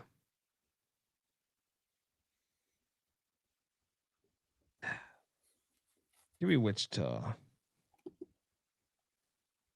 Why does this seem so fucking chalky? It seems Wichita State in Florida after FAU the other day. Say what? I'll lock up Wichita. I think this game comes right down the wire. They disappointing first game of the road trip. I think they bounce back here. All right. Let's go. Shock jocks. We are not. Drunk jocks. We are. No. Double lock on Wichita.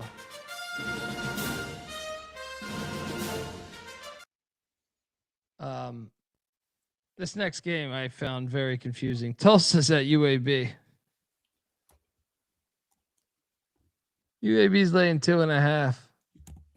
I think UAB's the play. I think UAB's play too. Back at home, finally. UAB, lock it up. Let's go, Andy Kennedy. Let's go. Double lock. UAB.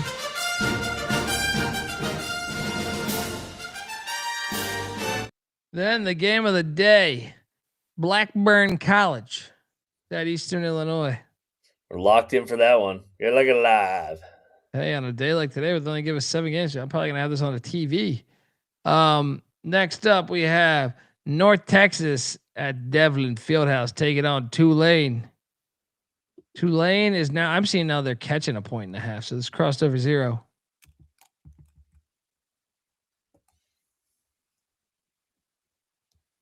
Give me Tulane. No bet here. What are you doing here? Give me Daniel Robinson in North Texas. I'm not going to bet this one. All right, next up, UTSA is catching 21.5 at Memphis. Oh God, I'm on Memphis, bro. You think they could cover a big one? I do. They'll cover against anybody. UTSA is so bad. I'm not betting this shit. But they're so bad. Lay it with Memphis. What are you doing here? Yeah, I will lay it. Or I'm gonna take the points. I'm taking the points. This is still fucking penny. This is still It's UTSA. They're terrible. They're fucking horrible. I get it, but goddamn.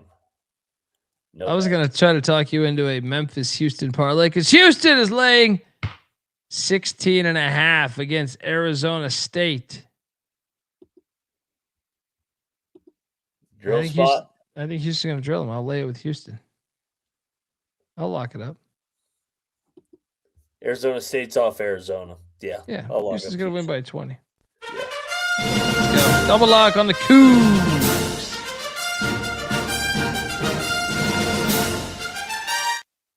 Next up, final game on the slate. Washington State is in San Francisco taking on these Dons. Dons are laying 5.5. Wait, is this actually on campus or is that the fucking Warriors? War Memorial. So yeah, it's on campus. I'll lay it with San Francisco. I don't feel amazing, but I'm going to stay away because I do think Wazoo could cover this. But I feel like, God damn it, we should bet this. There's not that many games, but I just don't like this. Give me San Francisco minus 5.5. Check the picks page. Fringe lock. I'll lock up the Dons here. I think Wazoo, that was a max effort last night. A little banged up coming in this game. Yeah, give me San Fran and lock it up. Yeah, Bill's Mafia is saying, do any of us sleep around here? No. We'll be dead one day. Trust me. For my studies, that seems to be a fact. Still waiting for my stem cell injections in Bogota, though. That's what you need. Yeah. It's going to keep me going. Shout out to my guy, Jim McMahon. Let me know about his doctor. Need to get down there, see the guy, get these stem cell injections. All of a sudden, you're going to see one day I'm going to sign in. You guys thought it was crazy when Sammy Sosa's face went white. I'm going to sign in. All my cells are going to be rejuvenated. You're just going to see crazy. I'm going to have new fucking teeth. I'm going to have new fucking everything. All right, I broke my nose twice, right? You're going to have a brand new nose. I'll have everything. You're going to be like, what the fuck's going on, Dundee? Is this Dundee? Is this some fucking moron? Well, I mean, I'm a moron here, but I'm saying I'll be a double moron then. Best plays of the day. Don't love the card, if I'm being honest. Short Sunday slate. Honestly, the best play of the day to me is Temple. I think Temple is going to beat FAU. Are we doing 2 locks and a dog? Yeah, 2 and a dog. Yeah, give me Temple.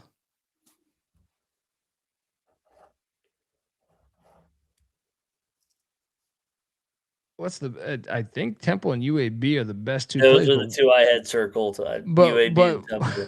But what's the bet? The dog? The dog to me is Green Bay. For value, I think that's the best I can get you right now. The dog is Green Bay at plus 150. It's not the sexiest slate. No. But we'll bring you home.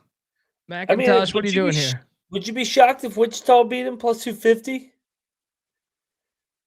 No, but Wichita has looked like shit the past week or so. Yeah. Too. My 2 locks are I had UAB and Temple. Love both those spots, so I'm with you on those. Give me Penn State as the dog over Maryland. Yapper. I like it. Fade Maryland. Yeah, but stem cell injections aren't work done. No one's gonna do plastic surgery on my face. I'm just gonna get the injections in my shoulder. Next thing you know, I'm gonna just all of a sudden, my neck will be feeling better. Jim McMahon told me about this shit. I'm telling you. You think I'm joking? You think I'm joking? Everyone